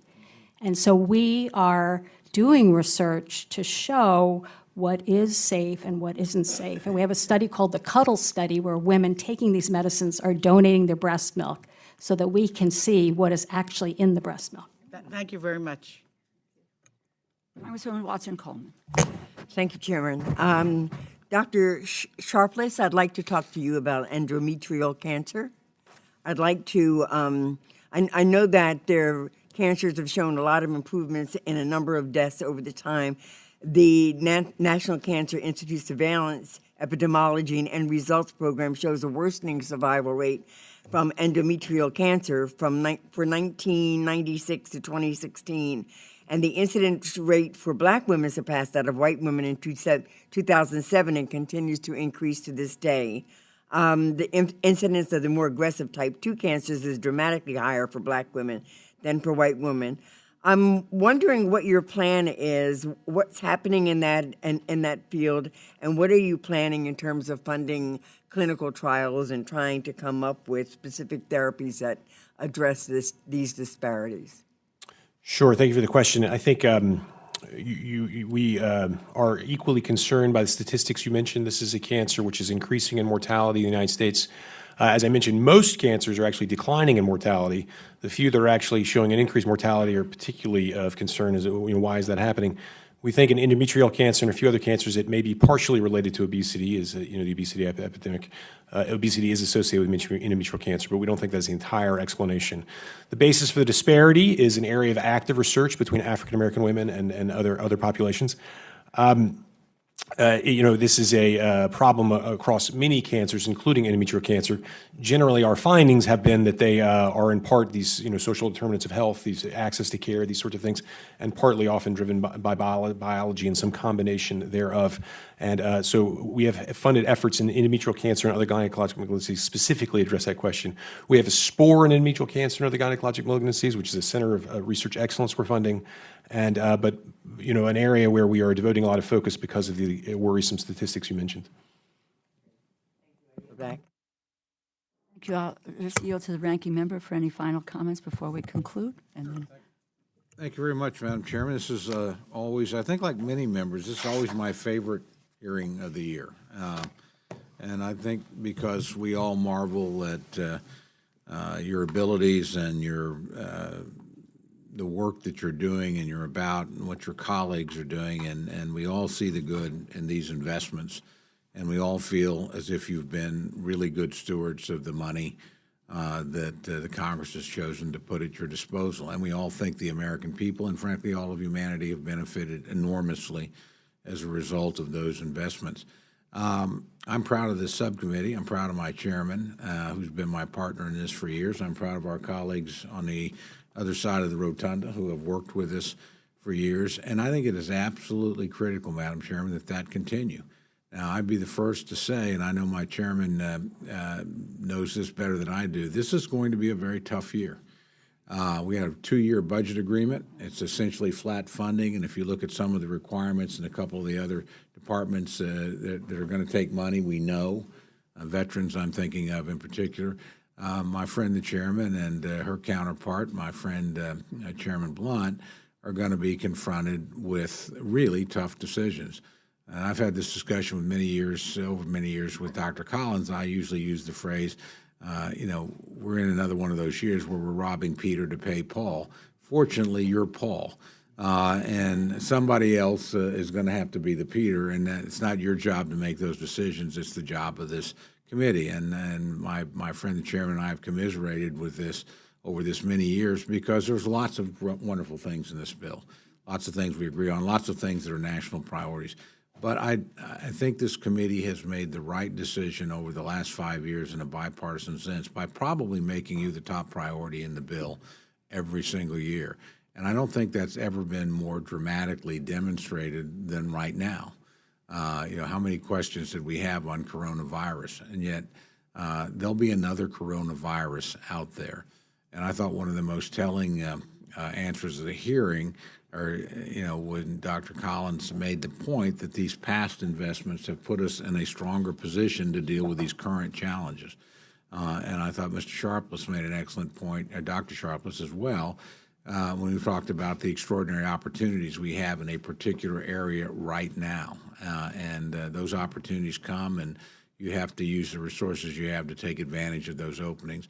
And you also have to make commitments that sustain themselves over years. I mean, the committee has to think in terms, again, always of cumulative and incremental, whether it's investment in your physical infrastructure or it's just thoughts about projects that clearly take multi-years to come to fruition. And we've got to make sure the revenue stream is there and available. So, again, I thank all of you for the work. I thank this committee, on a bipartisan basis for its sustained commitment here. And I think, Madam Chairman, the wisdom of that has been borne out. And I hope we can continue that. I know if it was up to you and me, I know it would be continued. And, we're pretty persuasive with our colleagues sometimes, too. We really make a pretty good team here. And in dealing with our friends across the rotunda who fortunately have approached this with the same mindset that we have for many, many years to come. So hopefully we can continue this because I think it will frankly render enormous benefits to the American people, and that's what all of us came here to do. That yield back, Madam Chair. Thank you very, very much. And to my dear friend and colleague, and if I might add, co-conspirator in what we do in this subcommittee. And indeed, this is always an extraordinary hearing, and it's a revelation. We have a doctor on our committee, and Dr. Harris, but as far as I know, the rest of us are not scientists. We are not doctors. Well, yes, you're right. You're a political science doctor here. So, but what we are about is trying to grapple with issues about which we spend time studying and learning so that we can try to do the right thing. You do every day in your life focus on a mission of which there is no nobler cause or highest commitment, which is to save lives. And we get to work in cooperation with you to make sure that we push the edge of that envelope. You do. We need to do that with the resources that we provide you to do your work. I would just say this to my colleague, that yes, you are Paul, but I always have, and you've heard me say this before, I have to worry about Peter as well, and looking at that. But I think you know where our hearts and our commitments are to make sure we go down the road. I would just say one other thing. This is a committee and working together, which does not deal with gotcha. We are not sitting here to try to stump you, to make a political comment. We are here to try to get the best information and the best advice so that we can respond. And when some of the questions are hard and they're tough, it is not for political purposes, but it is to look at our stewardship of public dollars and where those public dollars are going. And we are so trustful of you with being good stewards of the public dollar. And we can sell that, both my colleague and I, to other members of this subcommittee, as well as the committee, the committees across the aisle with our Senate colleagues. I'm going to end on a humorous note. I'm going to have to stop hugging people, Tom. And I just want to make sure that, Dr. Collins, that people can afford ketamine, okay? That's another issue that we could do. Thank you. The hearing is concluded. Thank you all very much.